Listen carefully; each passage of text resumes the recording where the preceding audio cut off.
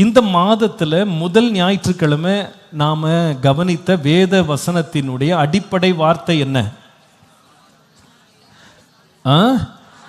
ஞானத்தினால் என்ன கட்டப்படணும்? வீடு கட்டப்படணும்.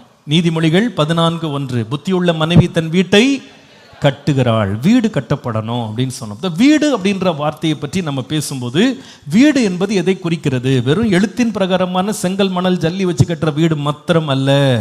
வேதம் நமக்கு போதிக்கிற வீடுகள் பற்றி நம்ம படித்தோம். முதலாவது ஒரு வீடு, என்ன வீடு அது? சரீரமாகிய வீடு. இந்த கூடாரமாகிய இந்த வீடு அழிந்து போனாலும் கைவேலை இல்லாத நித்திய வீடு பரலோகத்தில் நமக்கு உண்டு என்று அறிந்திருக்கிறோம். 2 கொரிந்தியர் 5:1 படித்தோம். Our body is the house. This house must be built. இந்த சரீரம் தேவனாலே கொடுக்கப்பட்டது. இது தேவன் தங்கி இருக்கிற வாசஸ்தலமாய் ஆலயமாய் இருக்கிறது. இதை நம்ம கெடுக்கக்கூடாது, இதை கட்டணும் அப்படின்னு சொல்லி நம்ம முதல் ஞாயிற்றுக்கிழமை சரீரமாகிய வீட்டை கட்டுவதை பற்றி நம்ம ஆண்டோடைய வார்த்தையை கேட்டோம். சரி, கடந்த வாரம் நம்ம கேட்ட வசனம் என்ன? என்ன வீடு கட்டப்படணும்? ஆவிக்குரிய வீடு கட்டப்பட வேண்டும். இதை குறித்து எங்கிருந்து படித்தோம்? 1 பேதுரு 2:4-5 வாசிங்களா? எல்லாரும் சேர்ந்து வாசிக்கலாம். 1 பேதுரு 2:4-5 வசனங்களை எல்லாம் சத்தமா வாசிப்போமே. மனுஷரால் தள்ளப்பட்டதாயினும் தேவனால் தெரிந்து கொள்ளப்பட்டதும் விலையேற பெற்றதுமாயிருக்கிற ஜீவனுள்ள கல்லாகிய அவரிடத்தில், அதாவது இயேசுவினிடத்தில் சேர்ந்தவர்களாகிய நீங்களும் ஜீவனுள்ள கற்களை போல ஆவிக்குரிய மாளிகையாகவும் இயேசு கிறிஸ்து மூலமாய் தேவனுக்கு பிரியமான ஆவிக்கேற்ற பலிகளை செலுத்தும்படிக்கு பரிசுத்த ஆசாரிய கூட்டமாகவும் கட்டப்பட்டு வருகிறீர்கள். சத்தமா சொல்லுங்க, என்ன செய்யப்படுறோம்? கட்டப்பட்டு வருகிறோம். என்ன கட்டப்படுது அப்படின்னு கேட்டா, சரீரம் மாத்திரம் அல்ல, ஆவிக்குரிய மாளிகையாக கட்டப்படுறோம். The second house we are supposed to build is our spiritual house. நம்முடைய ஆவிக்குரிய வீடு. இதை கட்டுறதுக்கு ஞானம் வேண்டும். இதை குறித்து நம்ம லாஸ்ட் வீக் நம்ம கவனித்தோம். ஆவிக்குரிய மாளிகையை கட்டப்படணும். நாம வெறும் மாம்சம் ரத்தம் உள்ளவர்கள் மாத்திரம் அல்ல, we are also spiritual beings. நாம் ஆவிக்குரியவர்கள் என்பது நாம் விளங்கிக் கொள்ளணும். இதை எப்படி நம்ம தெரிந்து கொள்றோம் என்று சொன்னால் 42ஆம் சங்கீதம் முதல் 2 வசனங்களை கவனித்தோம். மானானது நீரோடைகளை வாஞ்சித்து கதறுவது போல தேவனே என் ஆத்துமா உம்மை வாஞ்சித்து கதறுகிறது. என் ஆத்துமா தேவன் மேல், ஜீவனுள்ள தேவன் மேலேயே தாகமாய் இருக்கிறது. நான் எப்பொழுது தேவனுடைய சந்நிதியில் வந்து நிற்பேன். இது என்னன்னா the angst of the spirit, the thirst of the soul, the hunger of your spiritual life. நம்ம எல்லாருக்குள்ளேயும் இந்த பசி இருக்கு, இந்த தாகம் இருக்கு, இந்த தேவை இருக்கு. எப்படி நம்ம உடம்புக்கு பசி எடுக்குதோ அதே போல ஸ்பிரிச்சுவல் லைஃப்க்கு ஒரு பசி இருக்கு. இந்த பசியை தீர்த்துக்க தான் நம்ம பைபிள் படிக்கிறோம். பசியை தீர்த்துக்க தான் சர்ச்சுக்கு வர்றோம், வசனம் கேட்குறோம், பிரசங்கம் கேட்குறோம். ஏன்னா அது கேட்கும் போது என்ன உண்டாகுது? ஆத்துமாவில் ஒரு திருப்தி, ஒரு நிறை உண்டாகுது. மத்தேயு 4:4 இயேசு சொன்னார், மனுஷன் அப்பத்தினால் மாத்திரமல்ல தேவனுடைய வாயிலிருந்து புறப்படுகிற ஒவ்வொரு வார்த்தையினாலும் பிழைப்பான் என்று வாசிக்கிறோம் இல்லையா? நம்ம ஒரு ஆவிக்குரிய மனிதன் அப்படின்றத விளங்கிக்கணும். உள்ளான மனுஷன் ஒன்று இருக்கு நமக்கு. எபேசியர் 1:3 வசனம் பாருங்க. ஆண்டவர் நம்மை ஆசீர்வதிக்கும் போது வெறுமனே சரீரப்பிரகாரமான ஆசீர்வாதங்களை மாத்திரம் நம்ம கொடுக்கறது இல்லை. அங்கே வாசிக்கிறோம், நம்முடைய கர்த்தராகிய இயேசு கிறிஸ்துவின் பிதாவாகிய தேவனுக்கு ஸ்தோத்திரம். எல்லாரும் என்னோட சேர்ந்து வாசிங்க. அவர் கிறிஸ்துவுக்குள் உன்னதங்களிலே ஆவிக்குரிய சகல ஆசீர்வாதத்தினாலும் நம்ம என்ன செய்திருக்கிறார்? அப்போ நம்முடைய பிளெஸ்ஸிங் அப்படின்றது வெறும் நான் வீடு கட்டினேன், நிலம் வாங்கினேன், கார் வாங்கினேன், பணம் சம்பாரிச்சேன், இதுலேயே நம்ம ஆசீர்வாதம் முடிஞ்சிருச்சுன்னு நினைக்கக்கூடாது. கர்த்தர் நமக்கு இந்த பூமிக்குரிய ஜீவனத்துக்குரிய சகல ஆசீர்வாதங்களை கர்த்தர் நமக்கு தருகிறார் என்பதில் சந்தேகம் இல்லை. உணவு, உடுக்க, உடை, தங்க இடம் எல்லாவற்றையும் கர்த்தர் தருகிறார். பரமபிதா அறிந்து கொடுக்கிறார்னு வேதம் சொல்லுகிறது. இதெல்லாம் தர்றார். ஆனால் இந்த ஆசீர்வாதங்கள் மாத்திரமல்ல ஆசீர்வாதம். நம்முடைய ஆவிக்குரிய வாழ்க்கையில் நம்ம ஆசீர்வதிக்கப்படணும். ஏன்னா we are also a spiritual being. நம்ம ஆவிக்குரியவர்களாக இருக்கிறதுனால ஒரு ஆசீர்வாதம் ஆவிக்குரிய வாழ்க்கையில் தேவை. அதனால நீங்கள் நான் உலக பிரகாரமாக ஆசீர்வதிக்கப்பட்டுட்டேன், எனக்கு பணம் இருக்குது, பொருள் இருக்குது, வேலை இருக்குது, வீடு இருக்குது, வசதிகள் இருக்குது, நான் ஆசீர்வாதமாக இருக்கிறேன்னு தயவு செய்து அந்த ஆசீர்வாதத்தில் மாத்திரம் திருப்தி கொள்ளாதீங்க. அது சரீர பிரகாரமான ஆசீர்வாதம். அந்த ஆசீர்வாதத்தை குறித்து பவுல் எழுதும்போது சொல்லுகிறார், நாம் இந்த உலகத்தில் ஒன்றையும் கொண்டு வந்ததும் இல்லை, ஒன்றையும் கொண்டு போக போகிறதும் கிடையாது. நீங்கள் இந்த உலகத்தில் பெற எல்லா ஆசீர்வாதங்களையும் இங்கே தான் விட்டுட்டு போகணும். ஒரு நயா பைசா கூட இங்கே எடுத்துகிட்டு போக முடியாது, ஒரு அடி மண்ணை கூட எடுத்துகிட்டு போக முடியாது, ஒன்றும் கொண்டு போக முடியாது. இதை நம்ம இங்கே உயிரோடு இருக்க வரைக்கும் அனுபவிச்சுக்கலாம். ஆனா இது மட்டும் தான் ஆசீர்வாதம் நீங்க நினைக்காதீங்க, கிடையாது. there is a bigger blessing God has given us, which is a spiritual blessing. அப்போஸ்தலனாகிய யோவான் இதை குறித்து எழுதும்போது 3 யோவான் 2ஆம் வசனத்துல, பிரியமானவனே உன் ஆத்துமா வாழ்வது போல நீ எல்லாவற்றிலையும் வாழ்ந்து சுகமாயிருக்கும்படி நான் வேண்டுகிறேன் என்று சொல்லுகிறார். எபேசியர் 3ஆம் அதிகாரம் 16ஆம் வசனத்துல, எபேசியர் 3:16 வாசிக்கும் போது, பிரியமானவனே 3:16, நீங்கள் அவருடைய ஆவியினாலே உள்ளான மனுஷனில் வல்லமையாய் பலப்பட வேண்டும் என்று அவர் ஜெபிக்கிறார். உள்ளான மனுஷன்லையும் பலப்படணும். சும்மா சரீரம் மட்டும் ஸ்ட்ராங்கா இருந்தா பத்தாது, உள்ளான மனுஷன் பலப்படணும். 2 கொரிந்தியர் 4ஆம் அதிகாரம் 16ஆம் வசனத்தை பாருங்கள். 2 கொரிந்தியர் 4:16, ஆனபடியினாலே நீங்கள் சோர்ந்து போகிறதில்லை, எங்கள் புறம்பான மனுஷனானது அழிந்தும் உள்ளான மனுஷனானது நாளுக்கு நாள் என்ன செய்யப்படுகிறது? It is being renewed every day. A spiritual life வந்து ஒரு டிரான்ஸ்ஃபர்மேஷனுக்குள்ள போகுது. I am being built up like a holy house, a royal palace for the Lord. ஒரு பரிசுத்த மாளிகையாக, ஆவிக்குரிய மாளிகையாக என் வாழ்க்கை கட்டப்பட்டு கொண்டிருக்கிறது, கட்டப்பட வேண்டும். கடந்த வாரம் இதை பற்றி நம்ம பேசும்போது ஃபர்ஸ்ட் ஸ்டெப்புக்கு போனோம். என்ன பேசணும் அப்படின்னா, நம்முடைய ஆவிக்குரிய வாழ்க்கையின் வளர்ச்சி அவசியம். இந்த ஆவிக்குரிய வாழ்க்கையை வளர்க்கணும் நம்ம நினைக்கும் போது அதற்கு தடையாக எழும்பக்கூடிய 3 தடைகள் பற்றி பேசணும். என்ன தடைகள் சொல்லுங்க பாப்பா? முதலாவது என்ன தடை? மாம்சத்தின் பயம். எல்லாம் சத்தமா சொல்லுங்க. எல்லாரும் என்னோட பேசணும், பேசினா தான் நல்லா இருக்கும். சொல்லுங்க. Very good. மாம்சத்தின் பயம். 2வது என்ன தடை? பணம் அல்லது பொருளினுடைய மேல் வருகிற ஆசை. 3வது மனிதர்கள் மேல் அவங்க தயவு வேணும்னு விரும்புறது, அவங்க தயவுக்காக நிற்கிறது. இந்த 3 வந்து ஆவிக்குரிய வாழ்க்கையின் வளர்ச்சிக்கான தடைகள்னு கவனிச்சோம். இதை நம்ம எதை ஆதாரமாக படித்தோம் அப்படின்னா, ஃபெலிக்ஸ் அப்படின்ற ஒரு தேசாதிபதி அப்போஸ்தலனாகிய பவுல் இடத்துல இயேசுவை பற்றும் விசுவாசத்தை நான் அறியறதுக்காக எனக்கு இயேசுவை பற்றி பிரசங்கம் பண்ணுப்பான்னு கூப்பிட்டுட்டாரு. வெரி குட் இன்விடேஷன், ரொம்ப அருமையான ஒரு பிகினிங். அவனுடைய ஆத்மாவில் இருந்த தாகத்துக்கு பவுல் வந்து பிரசங்கம் பண்ண நல்லா இருக்கும்னு பவுல் பிரசங்கத்தை அவர் கேட்க ஆரம்பிச்சார். ஆனால் என்ன பிரச்சனைனா, பிரசங்கம் ஓடிக்கிட்டு இருக்கும்போதே பாதி வழியில் பிரசங்கத்தை நிறுத்திட்டார். ஏன் நிறுத்தினார் அப்படின்னு கேட்டால், உள்ள வந்து மாம்ச பயம் வந்துச்சு. அவன் பயந்து போய் போதும்னு சொன்னான். 2வது பணம் தருவான் என்று எதிர்பார்க்க ஆரம்பிச்சிட்டான். 3வது யூதர்களுக்கு தயை காட்டும்படி அவங்ககிட்ட தயவை பெறுறதுக்காக இந்த பிரசங்கம் பண்ணிக்கிட்டு இருந்த பவுலை வந்து 2 வருஷம் சிறைச்சாலையில் அடைச்சி வச்சுட்டு போயிட்டான். ஆரம்பம் நல்லா இருந்தது. இது எப்படி சொல்லலாம்னா, கிரவுண்ட் பிரேக்கிங் ரொம்ப நல்லா இருந்துச்சு. கடக்கால் எடுத்தாங்க, ஆனால் அஸ்திபாரம் போடப்படலை, மாளிகை கட்டப்படலை, அப்படியே பாதியில் விடப்பட்டு போயிடுச்சு. சமயம் வாய்க்கும் போது இன்னொரு முறை உன்னை அழைக்கிறேன்னு சொன்ன அந்த சமயம் வரவே இல்லை. நம்முடைய ஸ்பிரிச்சுவல் லைஃப் இப்படி இருக்கக்கூடாது. இந்த மாதிரி தடைகள் வழியில் பிசாசு கொண்டு வந்து இந்த மாளிகை கட்டி முடிக்க முடியாதபடி தடை பண்ணுவான். ஆனால் நம்ம எச்சரிப்பாக இருக்கணும். மாம்சத்தில் பயந்துடக்கூடாது, பாதியில் விட்டுறக்கூடாது, மனித தயவை தேடி போயிடக்கூடாது. பொருளாசை பண ஆசையில் போய் நம்ம சிக்கி தவிச்சு நம்ம வாழ்க்கையில் வந்து டிஸ்ட்ராக்ட் ஆகிட்டு கர்த்தர் நமக்குள்ளே கட்ட விரும்புகிற ஸ்பிரிச்சுவல் ஹவுஸை பாதியில் நிறுத்திடக்கூடாது. இதை பற்றி நம்ம லாஸ்ட் வீக் நம்ம கவனித்தோம். இன்றைக்கு வந்து I am going to start a series of teachings. எனக்கு ரொம்ப என்னோட உண்மையாகவே ஆவியில் மகிழ்ந்திருக்கேன். நான் ரொம்ப இதை ரொம்ப டீச் பண்ணுறது ரொம்ப ஆர்வமாக இருக்கேன். நான் எனக்கு காலையிலையும் எனக்கு டீச் பண்ணும்போது எனக்கு விடுறக்கே மனசு இல்லை. எனக்கு அவ்வளோ அளவுக்கு எனக்கு அந்த ஒரு ஒரு ஒரு எந்தூசியாசம் ஆண்டு கொடுத்தார், இன்ட்ரெஸ்ட் கொடுத்தார். சபைக்கே இது ஒரு டிரான்ஸ்ஃபர்மேட்டிவான ஒரு சீரீஸாக இருக்கும் நான் நம்புகிறேன். ஆவிக்குரிய வாழ்க்கையில் சபையின் விசுவாசிகள் கட்டப்பட வேண்டியது அவசியம்.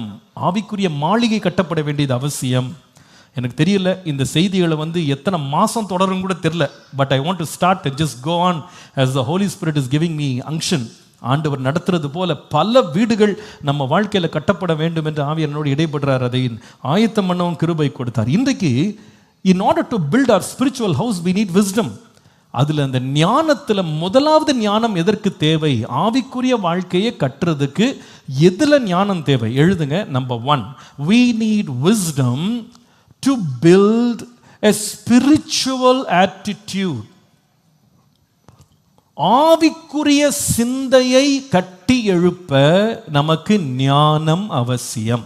Please write it down. ஆவிக்குரிய சிந்தையை கட்டுவதற்கு நமக்கு ஞானம் தேவை.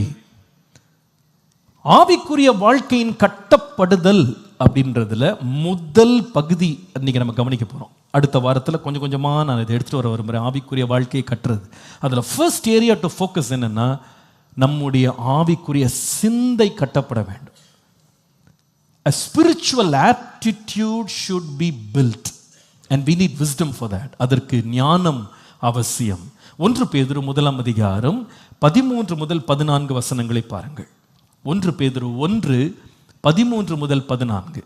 ஆகையால் நீங்கள் உங்கள் மனதின் அறையை கட்டிக்கொண்டு தெளிந்த புத்தி உள்ளவர்களாக இருந்து இயேசு கிறிஸ்து வெளிப்படும் போது உங்களுக்கு அளிக்கப்படும் கிருபையின் மேல் பூரண நம்பிக்கையாயிருங்கள். நீங்கள் முன்னே உங்கள் அறியாமையினாலே கொண்டிருந்த இச்சைகளின்படி இனி நடவாமல் கீழ்ப்படுகிற பிள்ளைகளாக இருந்து உங்களை அழைத்தவர் பரிசுத்தராக இருக்கிறது போல நீங்களும் உங்கள் நடக்கைகள் எல்லாவற்றிலேயும் பரிசுத்தராயிருங்கள். இதில் 13ஆம் வசனத்தில் நான் சில வார்த்தைகளை கோடிட்டு காட்ட விரும்புகிறேன். அதை ஹைலைட் பண்ணியிருக்கிறோம். பாருங்க, எதை கட்டணுமா?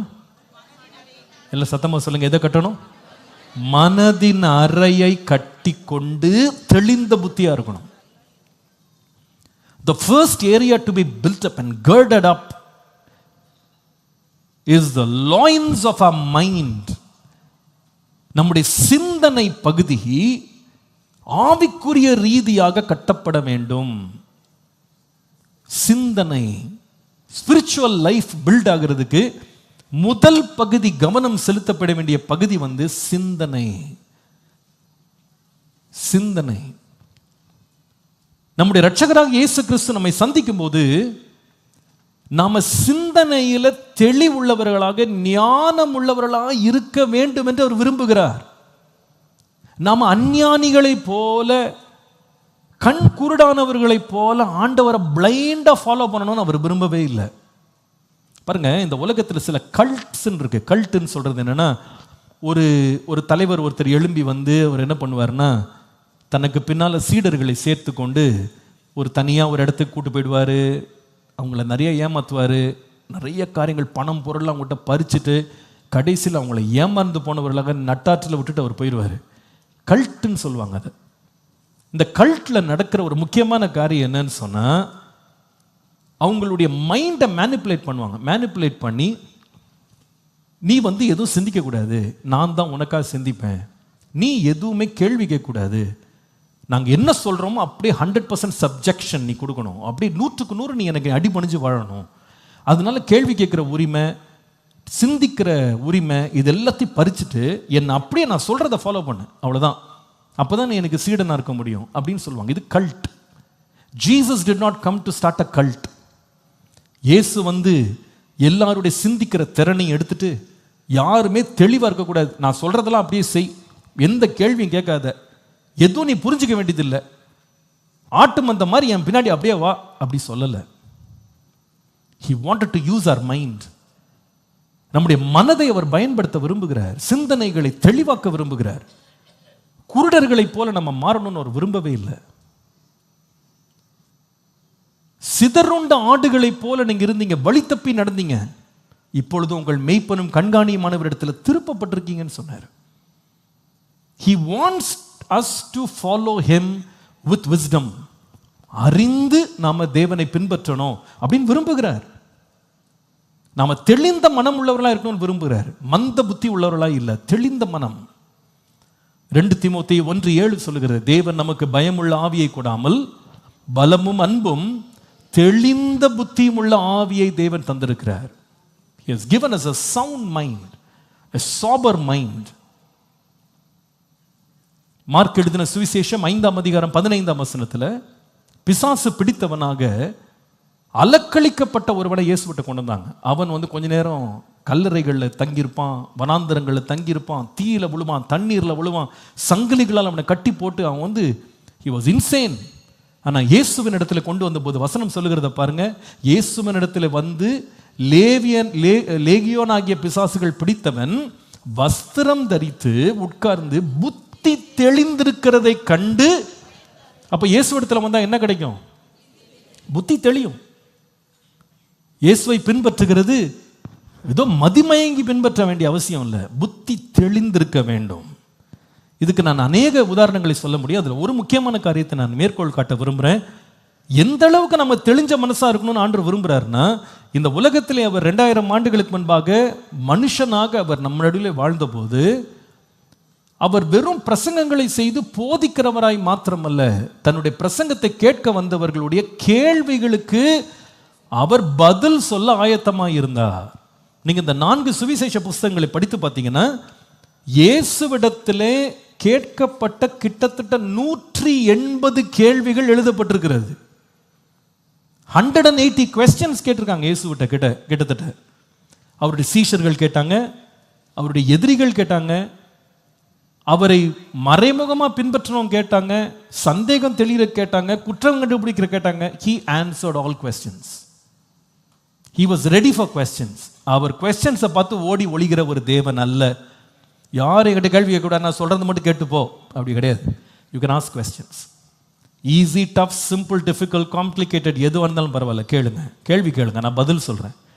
ஏன் பதில் சொன்னார்னா, என்னை நீங்க பின்பற்றினா தெளிவா பின்பற்றுங்க.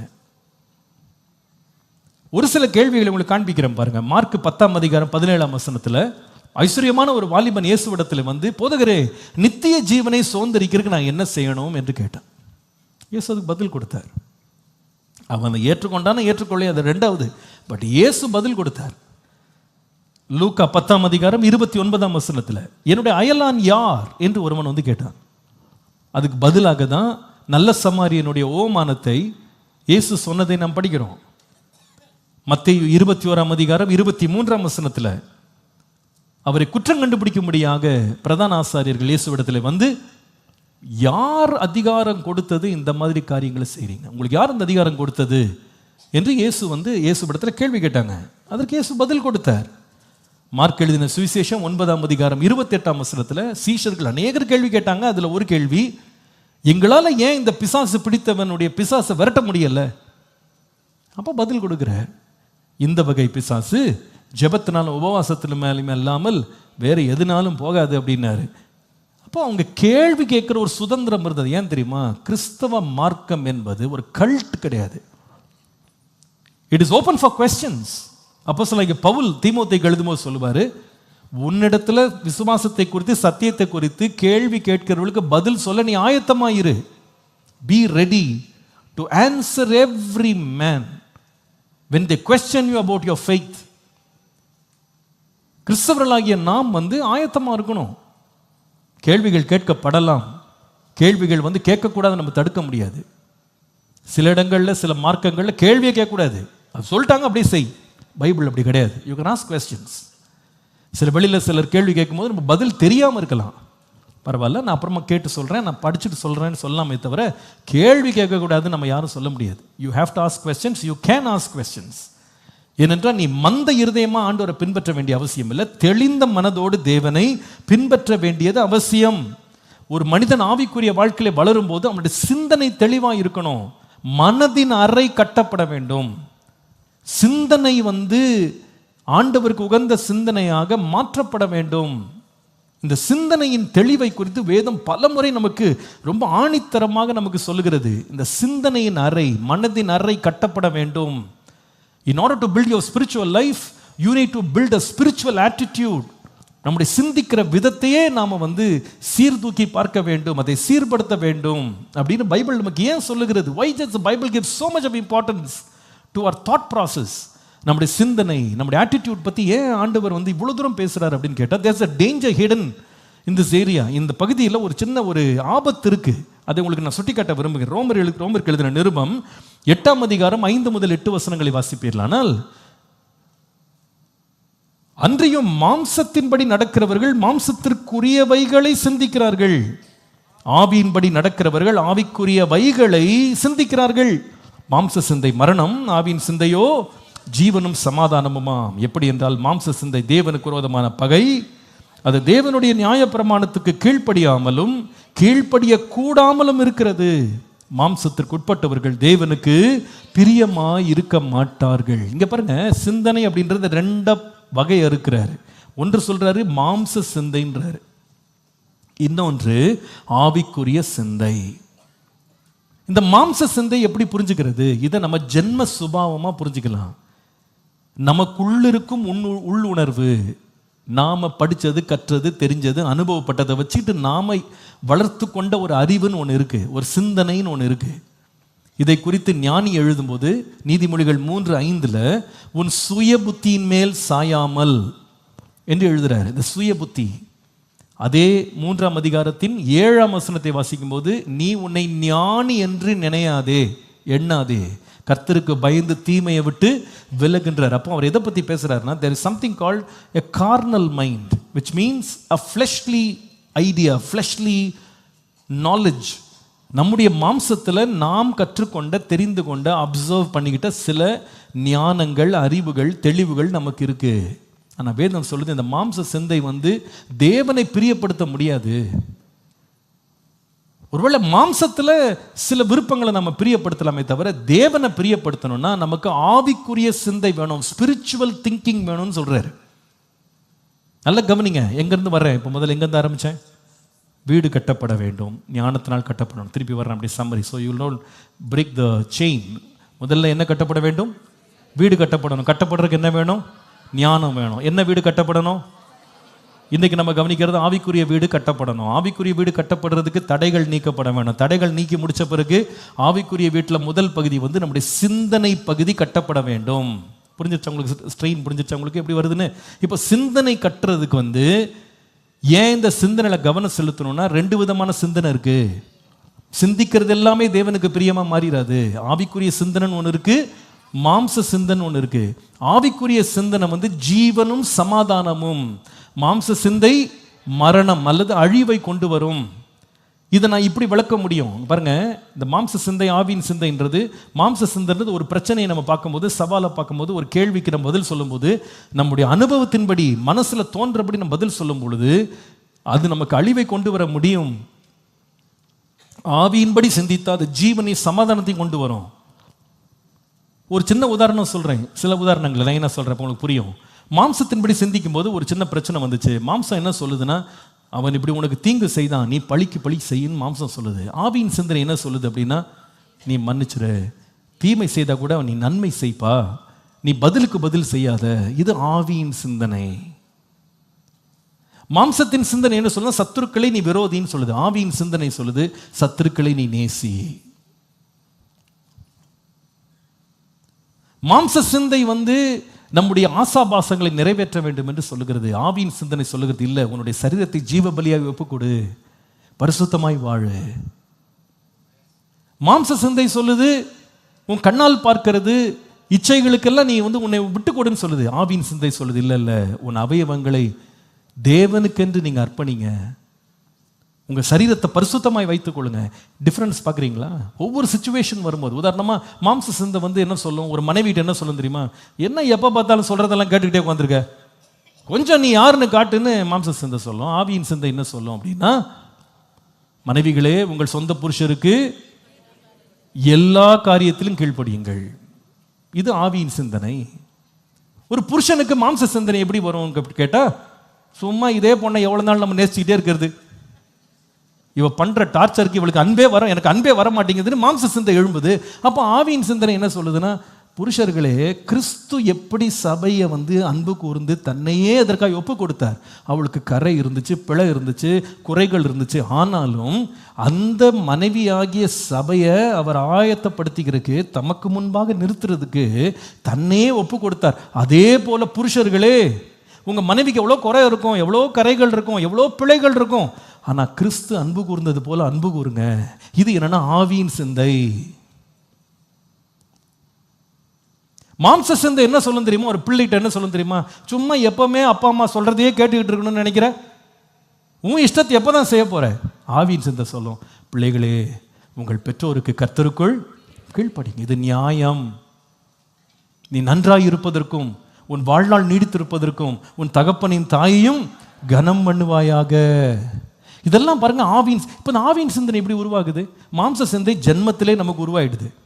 நம்ம படித்தது, பார்த்தது, நம்ம சூழ்நிலைகள். நீங்கள் ஒவ்வொரு வீட்டில், ஒவ்வொரு குடும்பத்தில், ஒவ்வொரு சூழ்நிலையில், ஒவ்வொரு ஊரில், ஒவ்வொரு லொக்காலிட்டியில் வளர்ந்தீங்கன்னா அது உங்களை இம்பேக்ட் பண்ணும், உங்களை இன்ஃப்ளூயன்ஸ் பண்ணும்.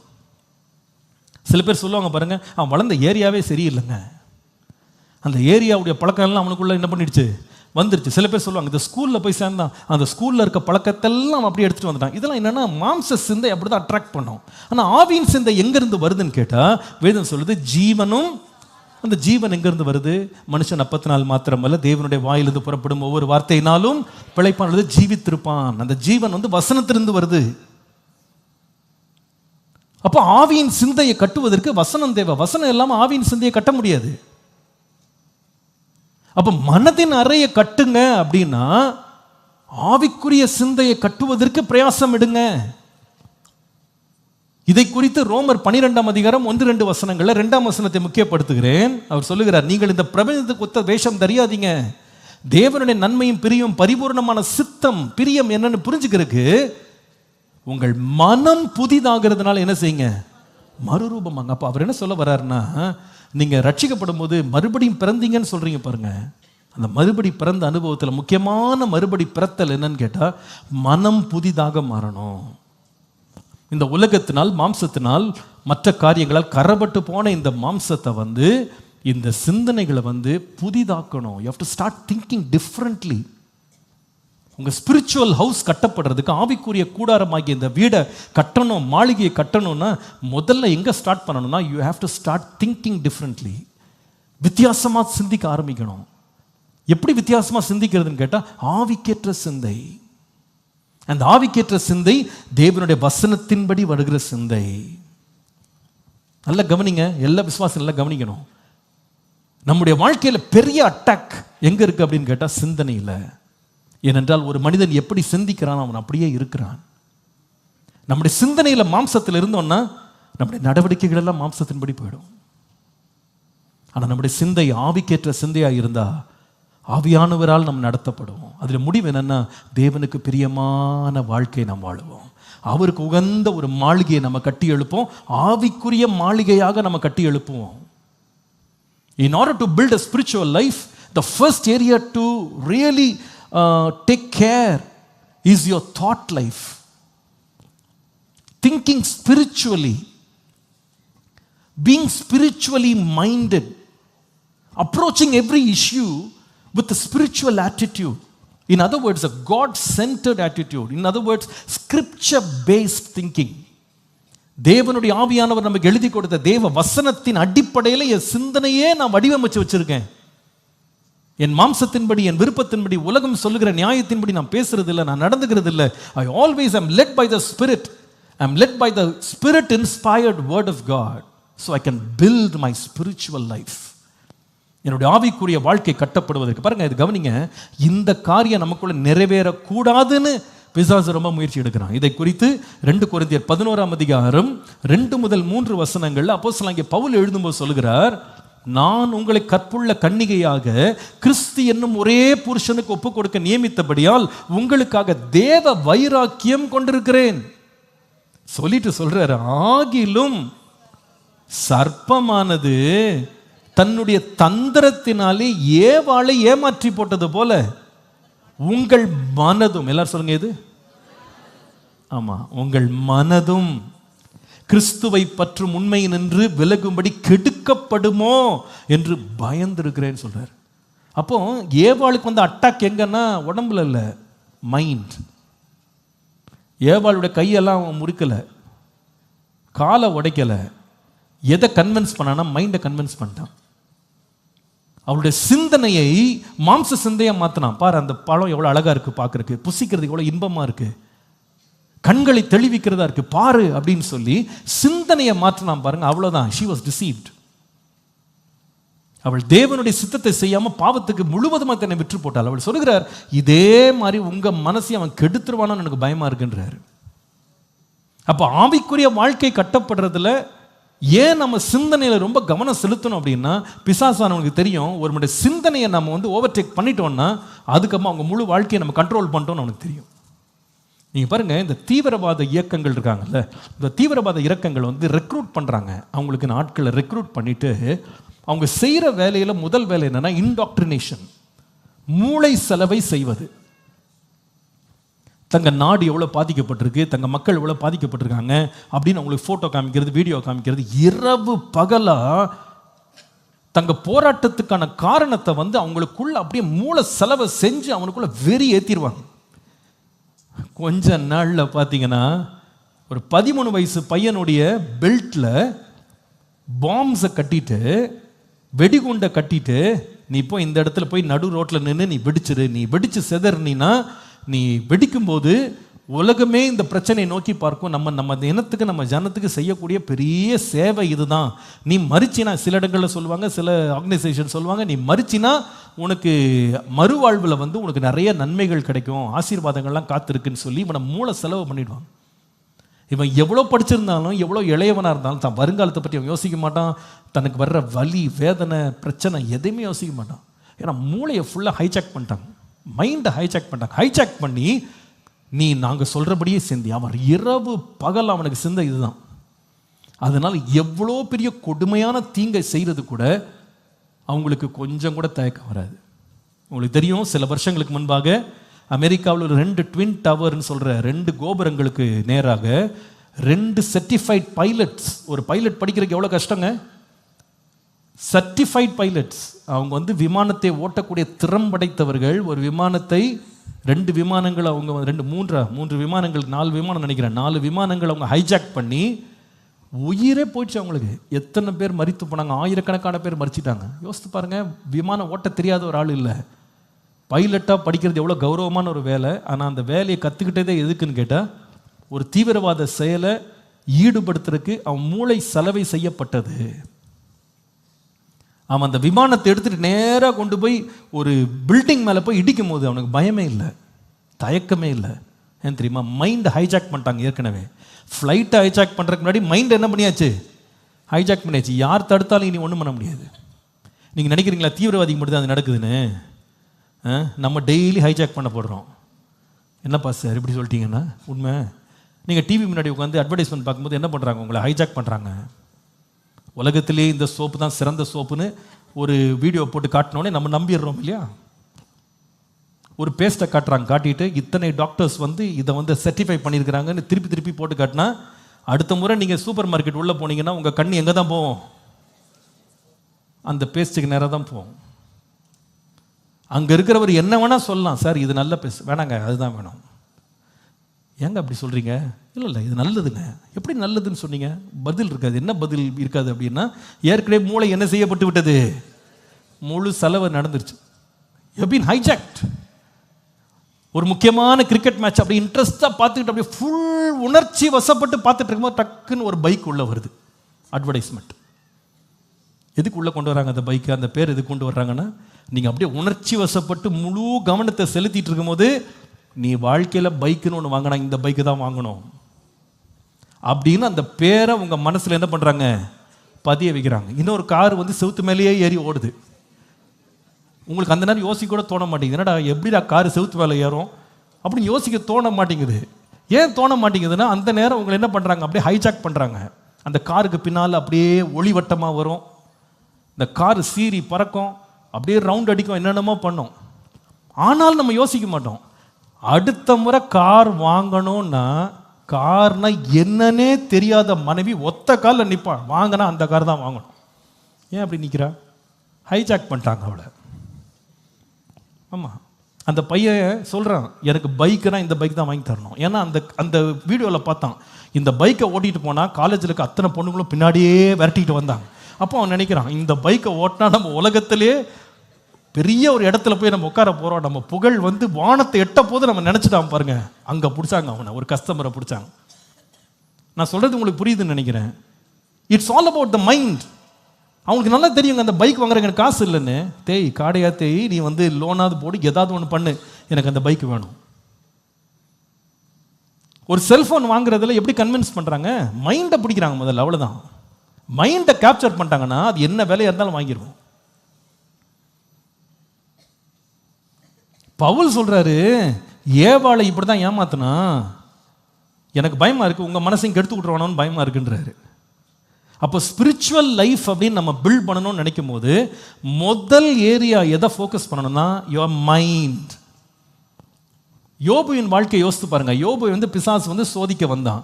அவன் சோதிக்க வந்தபோது அவனுடைய டார்கெட் என்ன நினைக்கிறீங்க? அவன் ஆடு மாடா, அவன் குதிரையா, கோவேரி கழுதையா, அல்லது 10 பிள்ளையா, அல்லது அவன் உடம்பா? கிடையாது.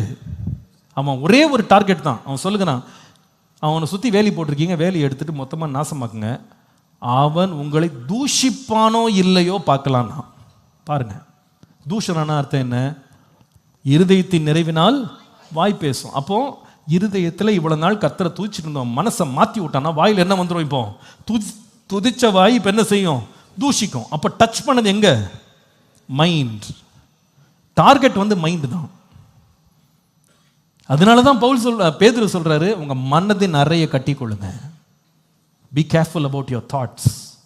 அந்த மைண்டை வந்து பிசாசு கேப்டிவேட் பண்றதுக்கு இடம் கொடுத்துறாதீங்க. 2 கொரிந்தியர் 10ஆம் அதிகாரம் 4 முதல் 5 வசனங்களை பாருங்க. 2 கொரிந்தியர் 10 4 முதல் 5. எங்களுடைய போர் ஆயுதங்கள் மாம்சத்திற்கேற்றவைகளாய் இராமல் அரண்களை நிர்மூலமாக்குகிறதற்கு தேவ பலம் உள்ளவைகளாய் இருக்கிறது. 5ஆம் வசனம் எல்லாரும் சேர்ந்து வாசிப்போமா? வாசிங்க. அவைகளால் நாங்கள் தர்க்கங்களையும் தேவனை அறிகிற அறிவுக்கு விரோதமாய் எழும்புகிற எல்லா மேட்டிமையையும் நிர்மூலமாக்கி எந்த எண்ணத்தையும் கிறிஸ்து இயேசுவுக்குள் கீழ்ப்படிய சிறைப்படுத்துகிறவர்களாக இருக்கிறோம். எந்த எண்ணமா இருந்தாலும் சரி அதை சிறைப்படுத்துறோம். மேட்டிமையான எண்ணங்கள், விரோதமான எண்ணங்கள் எல்லாம் சிறைப்படுத்துறோம்னு சொல்றார். இந்த ஒரு கண்ட்ரோல் நம்ம லைஃப்ல வராம ஸ்பிரிச்சுவல் லைஃப்ல நீங்க டெவலப் பண்ணலாம், க்ரோ பண்ணலாம் நினைக்கிறது முடியாத காரியம்.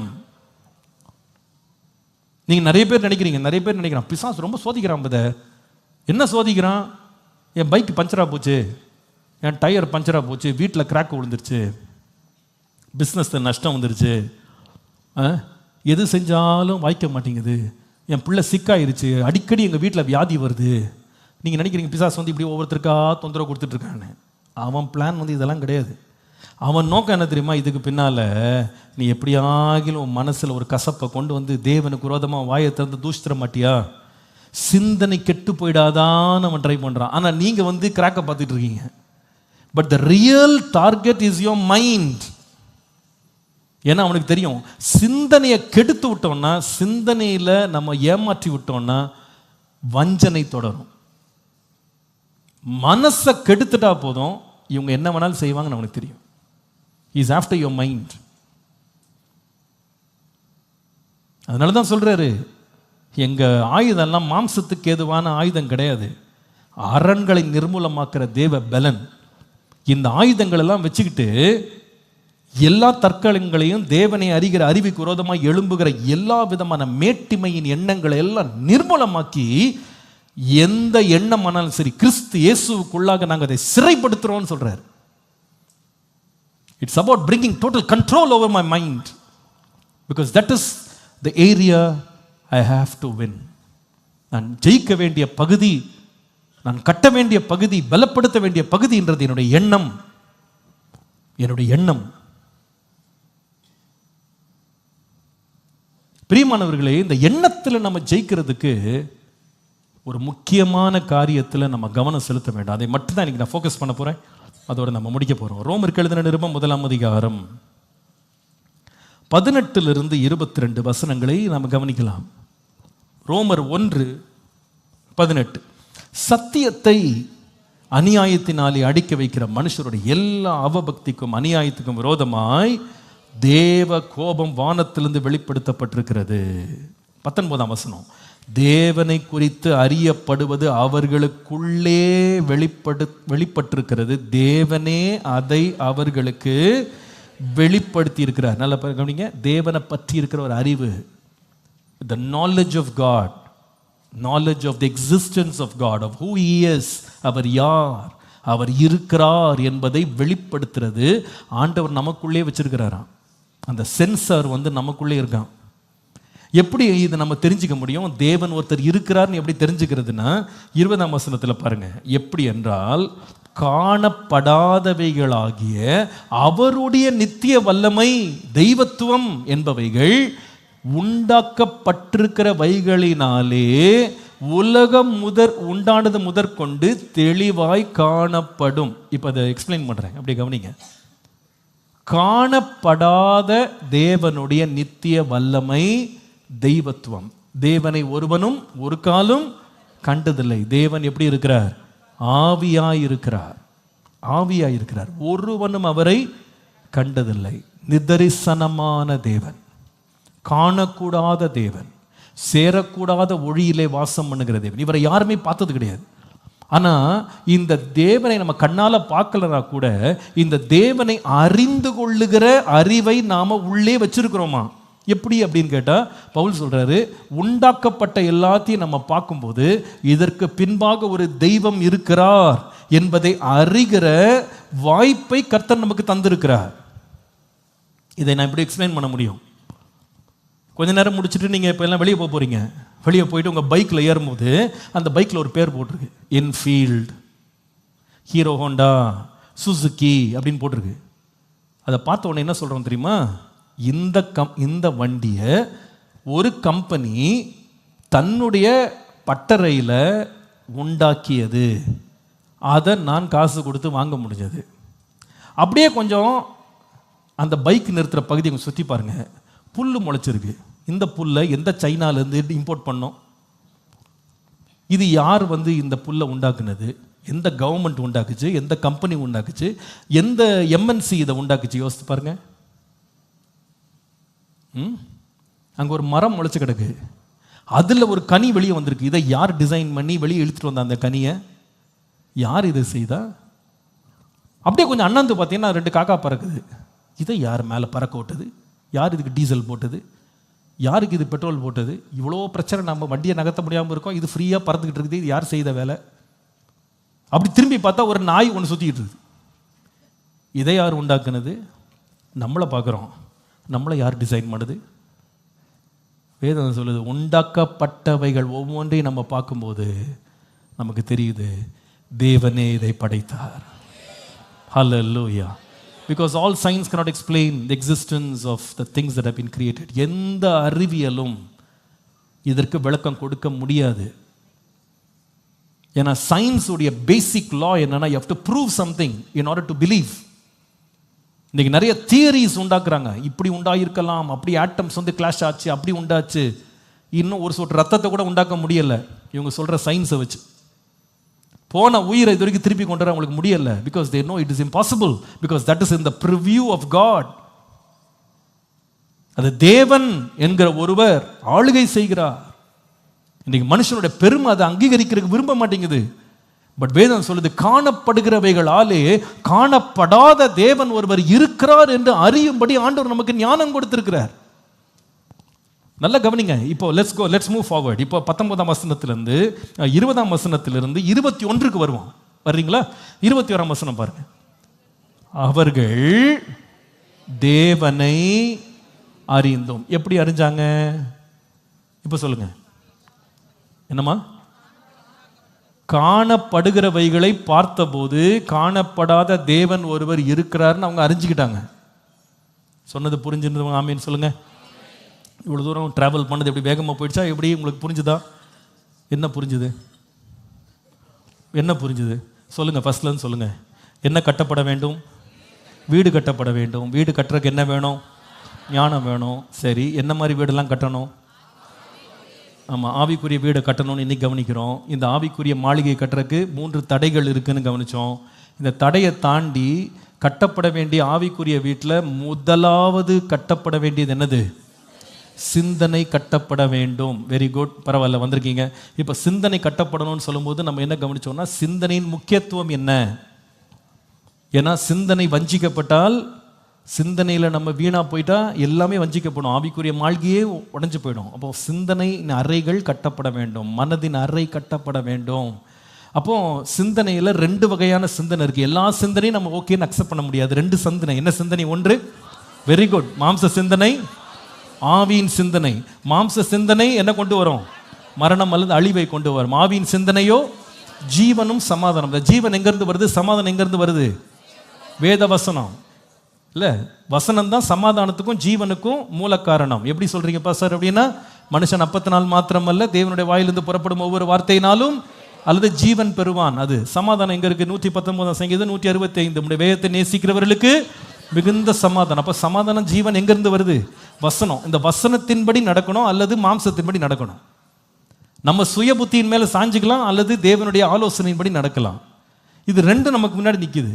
ஆனால் இப்போ ஆண்டவர் என்ன சொல்கிறாருன்னா, நீங்கள் மனதை நிறைய கட்டிட்டு மாம்சத்தின்படி வாழாதீங்க, உங்களுக்கு அது ஜீவன் கொடுக்காது. நீங்கள் ஆவியின்படி வாழுங்க, அல்லது ஆவியானவர் எழுதி கொடுத்த தேவனுடைய வசனத்தின்படி வாழுங்க. வாழ்ந்தீங்கன்னா உங்களுக்கு ஜீவனும் கிடைக்கும், சமாதானம் கிடைக்கும். இப்படி நம்ம படிச்சுக்கிட்டே வரும்போது நம்ம என்ன கண்டுபிடிக்கிறோம் அப்படின்னா, நம்ம மனசை சிறப்படுத்தணும். ஏன்னா பிசாசானவன் நம்முடைய மனதை கெடுக்கணும் அப்படின்னு நம்ம திட்டம் பண்ணியிருக்கிறான். அதை கவனிச்சுட்டே வரும்போது நமக்கு இருக்கிற அறிவை பற்றி, தேவனை பற்றிய அறிவை பற்றி நம்ம படிச்சுட்டு வரோம். தேவன் நாம் அவரை அறிந்து கொள்ளணும். கர்த்தரை அறிகிற அறிவே அறிவு. உன்னதரை பற்றி நாம் அறிந்து கொள்ளுகிற ஞானம்தான் ஞானம். இந்த அறிவை நம்ம பெறுறதுக்கு ஆண்டவர் நமக்குள்ளே ஒரு சிஸ்டம் வச்சிருக்கிறார். கண்ணை திறந்து பார்த்தாலே போதும், தேவன் இருக்கிறார் என்பதை நாம் அறிந்து கொள்ளலாம். அவர் சிருஷ்டிகர், அவர் எல்லாவற்றையும் ஆளுகை செய்கிறவர்னு கண்டுபிடிக்கிறோம். இப்போ இந்த சிந்தனை நமக்குள்ள வந்தாலும், இப்போ 21ஆம் வசனத்துக்கு வாங்க. அவர்கள் தேவனை அறிந்தும் அவரை தேவன் என்று மகிமைப்படுத்தாமலும் ஸ்தோத்தரியாமலும் இருந்து, இப்போ வாசிங்க, தங்களுடைய சிந்தனைகளினாலேயே என்ன ஆயிட்டாங்க? புரிஞ்சுதா? இப்போ உங்களுக்கு கட்ட வேண்டிய சிந்தனை அவங்கள வீணாக்கி போட்டுருச்சு. ஏன்னா அவங்க ஆவிக்குரிய சிந்தனையின்படி போகாம மாம்சத்தின் சிந்தனையின்படி வந்துட்டாங்க. அவங்க ஆவிக்குரிய வாழ்க்கையாகிய மாளிகை கட்டப்படாம, அவங்களோட சிந்தனை கட்டப்படாம போனதுக்கு ஒரு காரணத்தை அங்க சொல்லுகிறார். தேவன் அவங்களுக்கு தெரிஞ்சுக்கிட்டாங்க. தெரிந்து கொண்டாலும் தேவனை மகிமைப்படுத்தவும் இல்லை. தேவன் என்ன செய்யல? பிரியமானவர்களே, விசுவாசிகள் நல்லா கவனிங்க. நம்முடைய ஆவிக்குரிய மாளிகை கட்டப்பட வேண்டுமானால் சிந்தனை கட்டப்படணும். நம்முடைய சிந்தனை ஆவிக்குரியதா கட்டப்படணும்னா ஒரு விசுவாசி ரொம்ப கவனமாக இருக்க வேண்டிய ஒரு காரியத்தில் ஒன்று, தேவனை மகிமைப்படுத்தவும் ஸ்தோத்தரிக்கவும் மறக்கக்கூடாது. கர்த்தரை நான் எப்பொழுதாகிலும் ஸ்தோத்தரிப்பேன் போடல, கர்த்தரை நான் எக்காலத்திலும் ஸ்தோத்தரிப்பேன், அவர் துதி எப்பொழுதும் என் வாயில் இருக்கும். லிசன், இந்த ஜனத்தை நான் எனக்கென்று தெரிந்து கொண்டேன், ஏற்படுத்தினேன், இவர்கள் என் துதியை சொல்லி வருவார்கள். இந்த ஆராதனையும் ஸ்தோத்திரம் என்பது நம்முடைய ஸ்பிரிச்சுவல் லைஃப் உடைய பில்டப்புக்கு ரொம்ப முக்கியமான பகுதின்றதை விசுவாசிங்க மறந்துடவே கூடாது. இன்னைக்கு நிறைய பேர் அறிந்தோ அறியாமலோ தெரியல, they use worship to while away time. சில பேர் என்ன பண்றாங்க, கூட்டம் வரல அதனால வர்ஷிப் பண்ணுங்க, இன்னும் கொஞ்சம் 10 நிமிஷம் பண்ணுங்க, இன்னும் 10 நிமிஷம் பண்ணுங்க, இன்னும் கூட்டம் வரட்டும் அப்படின்னு வர்ஷிப்பை காலத்தை போக்குறதுக்கு யூஸ் பண்ணுறாங்க. சில பேர் எப்படி இருக்காங்கன்னா, வர்ஷிப்பை அவங்க என்ன நினைக்கிறாங்கன்னா, வர்ஷிப் டைம், சர்ச்சுக்குள்ளே கூட ஒரு வர்ஷிப் டைம்ன்றதை நிறைய பேர் செகண்டரியாக பார்க்குறாங்க. இப்போ 7 மணி சர்வீஸு, நமக்கு கண்டிப்பாக தெரியும் 7 மணிக்கு சர்ச் ஆரம்பிக்க போது சர்வீஸ் ஆரம்பிக்குதுன்னு. பெரும்பாலான விசுவாசிகள் என்ன மனநிலையில் வர்றாங்க தெரியுமா? இன்னும் பிரசங்கம் ஆரம்பிக்கலை, வர்ஷிப் தான் பண்ணிக்கிட்டு இருக்காங்க. அதனால வர்ஷிப்புக்கு போகாட்டி கூட பரவாயில்லை, இப்போ போகிற போக்கில் பாஸ்டர் 8:30க்கு தான் ஆரம்பிக்கிறார் பிரசங்கம், 8:30க்குள்ளே எப்படியாவது உள்ளேயோ வெளியவோ ஓரத்துலையோ வெளியவோ அப்படி பாதி கேட்டு பாதி கேட்காம அப்படி உட்காந்துக்கலாம், எங்கேயாவது இடம் கொடுப்பாங்க உட்காந்துக்கலாம். வர்ஷிப்புக்கு போகாட்டி பரவாயில்ல, வர்ஷிப்லாம் ஏமாந்தவங்க செய்கிற வேலை அப்படின்னு சில பேர் நினைக்கிறாங்களோ என்னமோ தெரில. So worship is not given importance. பாட்டு தான் பாடிக்கிட்டு இருக்காங்க, வர்ஷிப் தான் போயிட்டு இருக்கு, இன்னும் பாஸ்டர் பிரசங்கம் பண்ண ஆரம்பிக்கல. அப்போ எதுக்கு முக்கியத்துவம் அப்படின்னா, பிரசங்கத்துக்கு தான் முக்கியம். பிரசங்கத்துக்கு 100% அட்டெண்டன்ஸ் உட்காந்துருக்கும் பாருங்க. ஆனால் வர்ஷிப்புக்கு பாருங்க, ஒவ்வொன்றா ரொம்ப கூலாக கேஷுவலாக உள்ள வருவாங்க. Because we think worship is not very important. அது செகண்டரி ரோல், அது சும்மா மியூசிக், அது சும்மா ஒரு செலிப்ரேஷன், அது சும்மா ஒரு ஃபில்லர் மாதிரி. ஸ்டார்டிங்கில் ஏதோ போடுறதுக்கு ஒரு இன்ட்ரோ கொடுக்குற மாதிரி கொடுத்துட்ருக்காங்க. முக்கியமானது வசனம் தான். வசனம் முக்கியம் இல்லைன்னு நான் சொல்லலை, பட் ஆராதனையை ஒரு தேவனுடைய பிள்ளை அசட்டை பண்ணக்கூடாது. ஒரு பிள்ளையினுடைய ஸ்பிரிச்சுவல் லைஃப் பில்ட் ஆகிறதுக்கு பர்சனல் அண்ட் கார்ப்பரேட் வர்ஷிப் அப்படின்றது ரொம்ப முக்கியம். தனிப்பட்ட ஆராதனையும் கூடி வந்து ஆராதிக்கிற ஆராதனைக்கும் முக்கியத்துவம் கொடுக்கப்பட வேண்டும். இதுல சபையானது கவனம் செலுத்த வேண்டும். நம்முடைய சபைக்காக நான் சந்தோஷப்படுறேன். பெரும்பாலானோர் நீங்க 7 மணிக்கு முன்னாடி உட்காந்துருக்கீங்க ஆராதனையில். நீங்கள் முழு ஆராதனையும் நீங்கள் என்ஜாய் பண்ணி கர்த்தரை புகழ்ந்து பாடி அவரை மகிமைப்படுத்தி ஸ்தோத்திரிக்கிறதுல நீங்கள் வந்து இன்வால்வ் பண்ணுறது எனக்கு ரொம்ப சந்தோஷம்தான். சமீபத்தில் ஒருத்தர் சொல்ல கூட கேட்டேன், பாஸ்டர் 7:10 மேலே வந்தால் உள்ள இடம் கிடக்க மாட்டேங்குது, அதுக்காகவே ஓடி வந்துடுறேன்னு. சில பேர் சேரை பிடிக்கிறதுல இன்ட்ரெஸ்ட் காட்டுறீங்க. இதில் வேற ரிசர்வேஷன் வேற. இந்த வர்றாங்க வர்றாங்க வர்றாங்க வர்றாங்க வர்றாங்க 8 மணி வரைக்கும் சீட்டை பிடிச்சி வச்சிருக்கு. ஏன்னா உள்ள என்ன கிடைக்கணும், நம்மளுக்கு ஏசிக்குள்ள இடம் கிடைக்கணும். அதுக்காக பேக்கை போட்டு வைக்கிறது, பைபிளை போட்டு வைக்கிறது, துணியை போட்டு வைக்கிறது. ஆனால் வர்ற ஆள் பார்த்தீங்கன்னா கூலாக வந்து உள்ள உட்காருது. நமக்கு பேக்கை போட்டாங்க, நம்ம 8 மணிக்கு என்ன பண்ணலாம், உள்ள வந்து உட்காரலாம். ஆராதனை போனால் என்ன, அதெல்லாம் மற்றவங்க செய்யட்டும், வேலை இல்லாதவங்களாம் ஆராதனை பண்ணட்டும். நம்மளாம் ரொம்ப பிஸியான ஆட்கள்.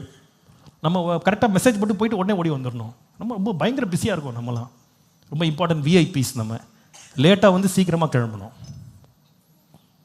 இந்த மாதிரி ஒரு ஆட்டிடியூட் நமக்குள்ள ஏன் வந்துருச்சு அப்படின்னா, we didn't know the purpose of worship. ஆராதனுடைய நோக்கமும் ஆராதனுடைய விலையும் நமக்கு தெரியல. வேதம் சொல்லுது, இவங்க தேவனை அறிஞ்சிட்டாங்க, ஆனால் தேவனை மகிமைப்படுத்தவோ தேவனை ஸ்தோத்தரிக்கிறதுக்கோ அவங்க இம்பார்ட்டன்ஸ் கொடுக்கல. அதனுடைய அவுட்கம் என்ன பாருங்க, விளைவு என்னன்னா, சிந்தனையில் வீணராக போயிட்டாங்க. உணர்வில்லாத அவருடைய இருதயம் இருள் அடைஞ்சது. அவ்வளோதான். இப்போ சிந்தனை கேப்சர் பண்ணிட்டான்னா இனி அவன் லைஃப்பை வந்து ப்ளே பண்ணுறது ரொம்ப ஈஸி. அதுக்கப்புறமா ஸ்பிரிச்சுவல் லைஃப்பை கட்டுறது அப்படின்றது ஒரு சேலஞ்சிங்கான ஒரு ப்ராப்ளமாக மாறிடும். நீங்கள் வேணால் கவனித்து பாருங்கள், உங்கள் வாழ்க்கையில் ஆராதனை செய்கிற நேரத்தையும் இடத்தையும் நாம் வந்து தேவனுக்கு கொடுக்காத போது ஸ்பிரிச்சுவல் லைஃப் வந்து ஒரு பெட்ரோல் இல்லாத கார் மாதிரி நிற்கும். வண்டி நல்ல வண்டி தான், ஆனால் ஓடாது. ஏன் ஓடாது? உள்ள என்ன இல்லைன்னா பெட்ரோல் இல்லை. சிந்தனை ஃபுல்லாக வீணாக போச்சு. உணர்வில்லாத இருதயம் இருளடைஞ்சு போச்சு. ஆராதனை என்பது தேவன் தன்னோடு நம்மை இணைத்து கட்டுறதுக்கு தேவன் ஏற்படுத்தின ஒரு முக்கியமான ஒரு இடம் என்பதை மறந்துடாதீங்க. அன்றைக்கும் இந்த ஜனங்களை கர்த்தரை ஆராதிக்கும்படி அனுப்பிவிடு அப்படின்னு மோசையின் மூலமாக ஆண்டவர் பார்வோனுக்கு பேசினார். நான் பார்வோன் என்ன சொன்ன தெரியுமா, தேவன் யாருன்னு எனக்கு தெரியாது, நான் அவளை ஆராதிக்க அனுப்ப மாட்டேன், அவங்க எல்லாரும் வேலை செய்யட்டும், எல்லாம் போய் செங்கல் அருங்க, பட்டணத்தை கட்டுங்க, அதான் முக்கியம். இன்றைக்கி விசுவாசிகள் கூட இந்த வஞ்சனையில் சிக்கியிருக்கிறாங்க. ஏங்க இதாங்க முக்கியம், செங்கல் அறுக்கணும், பட்டணம் கட்டணும், உலகத்தில் நம்ம நல்லா இருக்கணும். டைம் கிடைச்சா எப்பயாவது வருஷத்துக்கு ஒரு முறை சர்ச்சுக்கு போயிட்டு வரலாம். முக்கியமானது நிறைய இருக்குங்க, நிறைய இருக்கு, அதெல்லாம் முக்கியப்படுத்தணும். சர்ச்சுக்கு வந்து லேட்டாக போயிட்டு சீக்கிரம் கிளம்பி போயிடலாம், விடுங்க. இப்படி தான் நிறைய பேர் இன்னைக்கு பார்வோனை போல யோசிக்கிறாங்க. ஆனால் உங்களுக்கு தெரியல, இந்த ஜனத்தை ஏற்படுத்தினதே என்னை துதிக்கும்படியாக. ஹல்லேலூயா. கர்த்தரால் மீட்கப்பட்டவர்கள் ஆனந்த களிப்புடன் பாடி சீயோனுக்கு திரும்பி வருவார்கள். நித்திய மகிழ்ச்சி அவர்கள் தலையின் மேல் இருக்கும், சஞ்சலமும் தவிப்பும் ஓடி போயிடும். இந்த மீட்கப்பட்டவர்களுக்கே ஒரு அடையாளம் என்னன்னு கேட்டால் ஆராதிக்கிறவங்களா இருப்பாங்க, கர்த்தரை பாடி துதிக்கிறவர்களா இருப்பாங்க. நான் பாடும்போது என் உதடுகளும் நீர் மீட்டுக்கொண்ட என் ஆத்துமாவும் கம்பீரித்து மகிழும். அப்போ ஆண்டவர் ஆத்துமாவை மீட்டுக்கொண்டது எதுக்கு தான்? ஆராதிக்கிறதுக்கு தான். விசுவாசிகள் ஏசி ஆவடி கவனிங்க, நீங்க சர்ச்சுக்கு வர்றது வந்து மெசேஜ் கேட்கறதுக்கு இல்லை, ஆராதிக்கிறதுக்கு.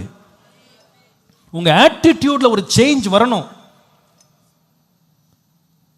ஏதோ தவிர்க்க முடியாத சூழ்நிலை, வண்டி பஞ்சரா போச்சு, பஸ் கிடைக்கல, நான் மிஸ் பண்ணிட்டேன் அப்படின்ற தவிப்பில் வரணுமே தவிர, இன்னும் பாட்டு தான் பாடிக்கிட்டு இருக்காங்களா, நேற்றுக்கு மெசேஜ் ஆரம்பிச்சிருக்குன்னு நினச்சேன், சீக்கிரமாக வந்துட்டோமோன்னு நினைக்கக்கூடாது. அப்படி நினச்சிங்கன்னா நீங்கள் ஆவிக்குரிய வாழ்க்கையில் வளரலைன்னு அர்த்தம். உங்கள் ஆதங்கம் எப்படி இருக்கணும் தெரியுமா? ஐயோ கர்த்தரை ஒன்றா சேர்ந்து ஆராதிக்கிற வாய்ப்பில் நான் தாமதமாக போயிட்டு இருக்கிறேனே, நான் அதை மிஸ் பண்ணுறேனே, தேவனை துதிக்க வேண்டிய நேரத்தில் இப்படி நான் இவ்வளவு அசால்ட்டாக நான் உள்ளே வர்றேனே, சர்ச்சில் வந்து ரொம்ப கவலை இல்லாமல் நான் உள்ளே வர்றேனே அப்படின்னு உள்ள பதப்பதக்கணும். தேவனை துதிக்கிறதுக்கு இருதயத்தில் ஒரு வாஞ்சை வரணும். கர்த்தருடைய ஆலயத்துக்கு போவோம் வாருங்கள் என்று எனக்கு சொன்ன பொழுது நான் மன மகிழ்ச்சியாக இருந்தேன். சொல்லிட்டு உடனே சொல்றாரு, கர்த்தருடைய ஜனங்கள் அங்கே கர்த்தரை துதிக்கும்படி செல்லுவார்கள். அப்போ இப்படி ஒரு ஆராதனைக்கு கூடி வர்றதுக்கு, ஒரு ஆலயத்துக்கு கூடி வர்ற நோக்கம் என்னங்க? லாஸ்ட் பார்ட்ல அப்படி மெசேஜ் கேட்டு ஓடுறதுக்கு இல்லை. சர்ச்சுக்கு வர்றதுக்கு உங்களுக்கு நோக்கத்தை நீங்கள் செட்ரைட் பண்ணணும். நீங்கள் அதை ரீஅலைன் பண்ணணும். ஒருவேளை நீங்கள் தவறாக சில பேர் புரிஞ்சிருக்கலாம். சில பேர் பல இடங்கள்லேருந்து வந்திருக்கிறீங்க, பல சபைகள்லேருந்து வந்திருக்கீங்க. பாஸ்டர், எங்கள் சர்ச்சில் நாங்கள் ஆராதனைக்கே போக மாட்டோம். இங்கேயும் அதே மாதிரி தான். அந்த கெட்ட பழக்கத்தை விட்டுருங்க. சர்ச்சுக்கு எதுக்கு வர்றீங்க அப்படின்னா, கர்த்தரை துதிப்பதற்காக. ஹல்லேலூயா. கர்த்தரை துதிக்கிறதுக்கு நீங்கள் முக்கியத்துவத்தை கொடுங்க, இம்பார்ட்டன்ஸ் கொடுங்க. என்னை கனம் பண்ணுகிறவனை நான், நீங்கள் ஆண்டவருக்கு உரிய ஸ்தோத்திரத்தையும் துதியையும் தேவனுக்கு செலுத்துங்க. இப்போ நான் சொன்ன முதல் பகுதி பிரச்சனை என்னன்னா, ஆராதனையவே அசட்டை பண்ணுறது, தவிர்க்கிறது. ஆராதனை தேவையில்லை, அது அவசியம் இல்லைன்னு நினைக்கிறது. இன்னொரு கூட்டம் இருக்கிறாங்க, அவங்க வந்துடுறாங்க சர்ச்சுக்கு, ஆராதனைக்கு வந்துடுறாங்க, ஆனால் வாயை திறக்க மாட்டாங்க. ஒரு வாயை திறந்து ஒரு ஸ்தோத்திரம்னு வாயிலிருந்து வந்துடாது. இவங்கெல்லாம் மௌன சாமியாரான்னு நினச்சிங்களா? கிடையாது. அதெல்லாம் இங்கே தான். வெளியே அவங்க வாயே மூட மாட்டாங்க, ஆனால் சர்ச்சுக்குள்ளே வந்தால் வாயை திறக்க மாட்டாங்க. ஆனால் வேதம் சொல்லுது, சுவாசமுள்ள யாவும் கர்த்தரை. ஆமாங்க, நீங்கள் ஸ்பிரிச்சுவல் பர்சன் நீங்கள் வளரணும்னா, please I beg you in the name of Jesus, open your mouth wide and worship the Lord. உங்கள் வாயை திறந்து கர்த்தரை என்ன பண்ணுங்க? ஸ்தோத்திரம் பண்ணுங்க, அவரை மகிமைப்படுத்துங்க. ஹல்லேலூயா. நீங்க ஸ்தோத்திரம்னு சொல்றதுக்கு அல்லேலூயா சொல்ற வெக்கப்பட்டீங்கன்னா நீங்க கிறிஸ்தவனே கிடையாதுங்க. நீங்க ரட்சிக்கப்படல. your spiritual life is near dead. நீங்க ஒரு விடுதலை உள்ள ஒரு ஓப்பன் ஸ்பேஸ்ல ஆண்டு இவ்வளோ சுதந்திரம் கொடுத்துருக்கும் போது நீங்க வாயை திறந்து கர்த்தரை ஸ்தோத்திரம் பண்றதுக்கு உங்களுக்கு வாய் திறக்கல அப்படின்னா, நீங்க கஷ்ட காலத்துல எங்க கர்த்தரை ஸ்தோத்திரம் பண்ண போறீங்க? நம்முடைய உபத்திரவ காலத்தில் எப்படி நம்ம ஸ்தோத்திரம் பண்ணுவோம் நினைக்கிறீங்க? கர்த்தரை துதிக்கிறது ஒரு இன்பம், கர்த்தரை ஆராதிப்பது ஒரு பெரிய மகிழ்ச்சி. மகிழ்ச்சியுடனே கர்த்தருக்கு ஆராதனை செய்து ஆனந்த சத்தத்துடனே அவருடைய சந்நிதிக்கு முன்பாக வாருங்கள். சில பேருக்கு ஐயோ சத்தம்லாம் எங்களுக்கு பிடிக்காதுங்க. அப்படியா? கிரைண்டர் ஓடுற சத்தம் எல்லாம் பிடிக்குமா? மிக்சி ஓடும்போது சத்தம் பிடிக்குமா? நீங்கள் வேலை செய்கிற கம்பெனியில் மிஷின் ஆன் பண்ணுவோம், ஐயோ சத்தம்லாம் பிடிக்காது, ஆஃப் பண்ணுங்க. நாங்கள்லாம் அமைதி விரும்பிகள் சொல்வீங்களா? அங்கே காதை அடிச்சுக்கிட்டு பேசாமல் வேலை செய்கிறோம்ல, கர்த்தரை ஸ்தோத்திரம் பண்ண ஐயோ ஒரே சத்தமாக இருக்குது. அது என்ன உங்களுக்கு அவ்வளோ விருப்பம் என்ன? அப்போ உங்கள் பிரச்சனை சத்தம் கிடையாது, உங்கள் பிரச்சனை ஆராதனை. Please don't try to give me some lame excuses for not worshipping Jesus. ஒரு ஸ்டேடியமில் போயிட்டு ஃபுட்பால் பார்க்க போறீங்க, கிரிக்கெட் பார்க்க போறீங்க, கீப் சைலன்ஸ். 6 அடிச்சுட்டாங்க, எல்லாரும் வாயை மூடிக்கிட்டு பேசாம சொல்ல முடியுமா? விசில் அடிக்கிறான், என்ன கூச்சல் போடுறான், கத்துறான், அதையும் உட்காந்து நல்ல வேடிக்கை பார்த்துட்டு நம்மளும் சேர்ந்து கத்தி விட்டு இங்க அலேலுயான்னு ஒருத்தர் கத்திட்டா, ஏங்க அப்படி சத்தம் போடுறீங்க, அப்படி கத்துறீங்க, அப்படி கத்துறீங்க. நீங்க கிரிக்கெட்ல போய் கேட்டு பாருங்க, ஏன்டா அப்படி கத்துற, பிபி வேற ஊதுற, காது மேலேயே ஊதுற, இந்த மாதிரி கூச்சல் போடுற, கேட்க முடியுமா உங்களால? அங்க பேசாம தானே இருக்கீங்க. அதெல்லாம் நியாயமா தெரியுது. அடிச்ச 6 கடைசியில் அந்த டீமே தோத்து போச்சு. இவ்வளவு நேரம் கை தட்டி ஒரு பிரயோஜனம் இல்லை. இவ்வளோ ஆரவாரம் பண்ணி விசில் அடிச்சு ஒரு பிரயோஜனம், தோத்தியா போயிட்டான். ஆனா தட்டுறீங்க, கை வலிக்க தட்டுறீங்க. எங்க நாம ஆராதிக்கிற தோத்து போன ஒரு தேவன் அல்ல, மரிச்ச தேவன் அல்ல, உயிரோடு எழுந்தவரை ஆராதிக்கிறோம். ஹல்லேலூயா. பாதாளத்தையும் மரணத்தையும் ஜெயித்த ஒருவரை ஆராதிக்கிறோம். அப்ப எப்படி நம்ம ஆராதனை இருக்கணும், எப்படி துதிக்கணும்? வெக்கப்படுறதுக்கு என்ன இருக்கு? நமக்கு நல்ல விடுதலையோடு கர்த்தரை ஸ்தோத்திரம் பண்ணணும். உங்க ஆவிக்குரிய வாழ்க்கையின் வளர்ச்சிக்கு ஆராதனை என்பது முக்கியமான ஒரு பகுதி. இங்க இருக்கிற ஒவ்வொரு விசுவாசிட்டு தாமதமா கேட்கிறேன், நீங்க ஆராதனை தவிர்க்காதீங்க. ஆராதனை நேரத்துக்கு உள்ள வந்துட்டு அமைதியா இருக்காதீங்க. If the reason for your silence is because you think you are very wise, the Bible says you are foolish. வேதம் சொல்கிறது அவங்க தங்களை ஞானின்னு நினைச்சிட்டாங்களா? ஆனா பைத்தியம் ஆயிட்டாங்களா எல்லாரும்? ஏன்னா தேவனை துதிக்கல, ஸ்தோத்திரிக்கல. உணர்வில்லாதவருடைய இருதயம் இருள் அடைந்தது. தங்களை ஞானிகள் என்று சொல்லிக் கொண்டாங்கன்னா பைத்தியங்களா மாறிட்டாங்க. Their spiritual life was not built. பிரியமானவர்களே, உங்களுக்கு நான் ரொம்ப அன்பா சொல்றேன், நீங்க பிசினஸ்ல பேசுறீங்க, ஃப்ரெண்ட்ஸ்ட பேசுறீங்க, எல்லா இடங்களையும் சத்தம் போட்டு பேசுறீங்க, எல்லாம் செய்றீங்க. தேவ சமூகத்தில் மௌனமா இருக்காதீங்க. அங்க வந்து கர்த்தரை நீங்க துதிக்கிறதுக்கு இருதயத்தை ஆயத்தம் பண்ணிடுங்க. சில பேருக்கு பாட்டு பண்ணால் உடனே தியானத்துக்குள்ள போயிடுது. உடனே என்ன பிரச்சனை நான் யோசிப்பேன், இவங்க என்ன என்ன யோசிப்பாங்க, என்ன தத்துவத்தை யோசித்துட்டு இருப்பாங்க, என்ன அப்படி ரொம்ப சில பைபிள் ஒரு வசனம் இருக்கு, உம்முடைய செய்கைகளை தியானிப்பேன், உம்முடைய கிரியைகளை நான் யோசிப்பேன். அந்த மாதிரி இருக்காங்களோ அப்படின்னு நான் யோசித்துக்கிடுவேன். அப்படி இருந்தால் பிரச்சனை இல்லை. ஆனால் தியானம் பண்ணும்போது வேதம் சொல்லுது, உள்ள என்ன பண்ணுச்சான், அக்கினி மூண்டதுன்னு போட்டிருக்கு. நீங்கள் தியானம் பண்ணுற 2 நிமிஷம் கூட எடுத்துக்கிடுங்க, ஒன்றும் பிரச்சனை இல்லை. அதுக்கப்புறமா வாய் திறந்து என்ன பண்ணணும், கர்த்தரை துதிக்கணும். என்னப்பா சார் வாய்க்கு அவ்வளோ முக்கியமாமா? நான் பாடும்போது என் உதடுகளும் நீர் மீட்டு கொண்ட என் ஆத்துமாவும். நீங்கள் நிறைய பேர் நிறைய ட்விஸ்ட் பண்ணி வச்சுருக்கீங்க மைண்டை. அந்த ட்விஸ்ட்ல இருந்தெல்லாம் எடுத்துருங்க மைண்டை. நாங்கள் மனசுக்குள்ள கர்த்தரை ஆராதிச்சுக்கிட்டு இருக்கோம். மனசுக்குள்ள உங்கள் மனைவிட்ட சொல்லி பாருங்களேன், உன்னை மனசுக்குள்ள நேசிக்கிறேன், பேச மாட்டேன் உங்ககிட்ட. கன்னத்தை பத்திரமா பார்த்துக்கணும். உன் கூட எவன் வாழுவா? நீ மனசுக்குள்ளேயே கோட்டு கட்டிக்கிட்டு நீ மனசுக்குள்ளேயே வாழ்ந்துக்கோ. வேணா என் ஃபோட்டோ தரேன், நான் கிளம்புறேன்னு கிளம்பிடுவா. சில பேர் மனசுக்குள்ளேயே கர்த்தரை ஆராதிக்கிறேன். இந்த வேடிக்கையெல்லாம் கர்த்தர்ட்ட காட்டக்கூடாது. இருதயம் நிறைஞ்சா வாய் என்ன பண்ணும், பேசுங்க. ஹல்லேலூயா. கர்த்தரை நீங்கள் நேசிச்சிட்டிங்களா? என்னங்க வெக்கம் கேட்குது, என்ன வெக்கம்? சில பேர் வெக்கம் வேற. ஓய் பாஸ்டர், நான் இப்போ வந்து மேனேஜர் போஸ்ட்டுக்கு வந்துட்டேன், கொடுத்தது தப்பாக போச்சு உனக்கு. என்ன மேனேஜர், பெரிய மேனேஜர்? நம்ம உட்கார்ந்துருக்க ஆண்டவர் வானத்தையும் பூமியும் படைத்த தேவன் உட்கார்ந்துருக்கிறார். ஹல்லேலூயா. இப்போ நான் ரொம்ப படிச்சுட்டேன் பாஸ்டர், இப்போ தான் நான் டிகிரி வாங்கிட்டு வந்திருக்கேன். கேர்ஃபுல்லாக இரு. டிகிரி என்ன டிகிரி? ஏன் டிகிரி படிக்க வச்சதே கர்த்தர், இந்த ஞானத்தை கொடுத்தது கர்த்தர். எல்லா நல்ல ஈவும் பூரணமான எல்லா வரமும் ஜோதிகளின் பிதாவினிடத்திலிருந்து இறங்கி வந்திருக்கிறது. ஞானத்தை அருளுகிறவர் கர்த்தர். ஹல்லேலூயா. அவருக்கு முன்னாலெல்லாம் நீங்க வந்து பெருமை பாராட்டாதீங்க. தாவீது வந்து ஆட்டு இடையனா ஆரம்பிச்சு கடைசியில் தலையில கிரீடம் சூட்டின ராஜாவாக உட்கார்ந்தான். அவன் கொடுத்த காணிக்கை எவ்வளவு தெரியுமாங்க? 118 டன் கோல்டு கொடுத்தான் கர்த்தருடைய ஆலயத்துக்குன்னு. 118 டன் கோல்டு. சில்வர் வந்து 273 டன்ஸ் ஆஃப் சில்வர் காணிக்கையா கொடுத்தான் கர்த்தருக்கு. எப்படிப்பட்ட பணக்காரனா இருந்திருப்பான் பாருங்க. இவ்வளோ பெரிய பணக்காரன், இவ்வளோ பெரிய அதிகாரம் உள்ளவன், தேசத்தின் அதிபதி ராஜா கர்த்தருடைய ஆலயத்தில் தரையில் உட்கார்ந்து சொன்னானா, தேவரீர் என்னை இதுவரைக்கும் கொண்டு வந்ததற்கு நான் எம்மாத்திரம், என் வீடு எம்மாத்திரம்னு தரை மட்டும் தன்னை தாழ்த்தினான்.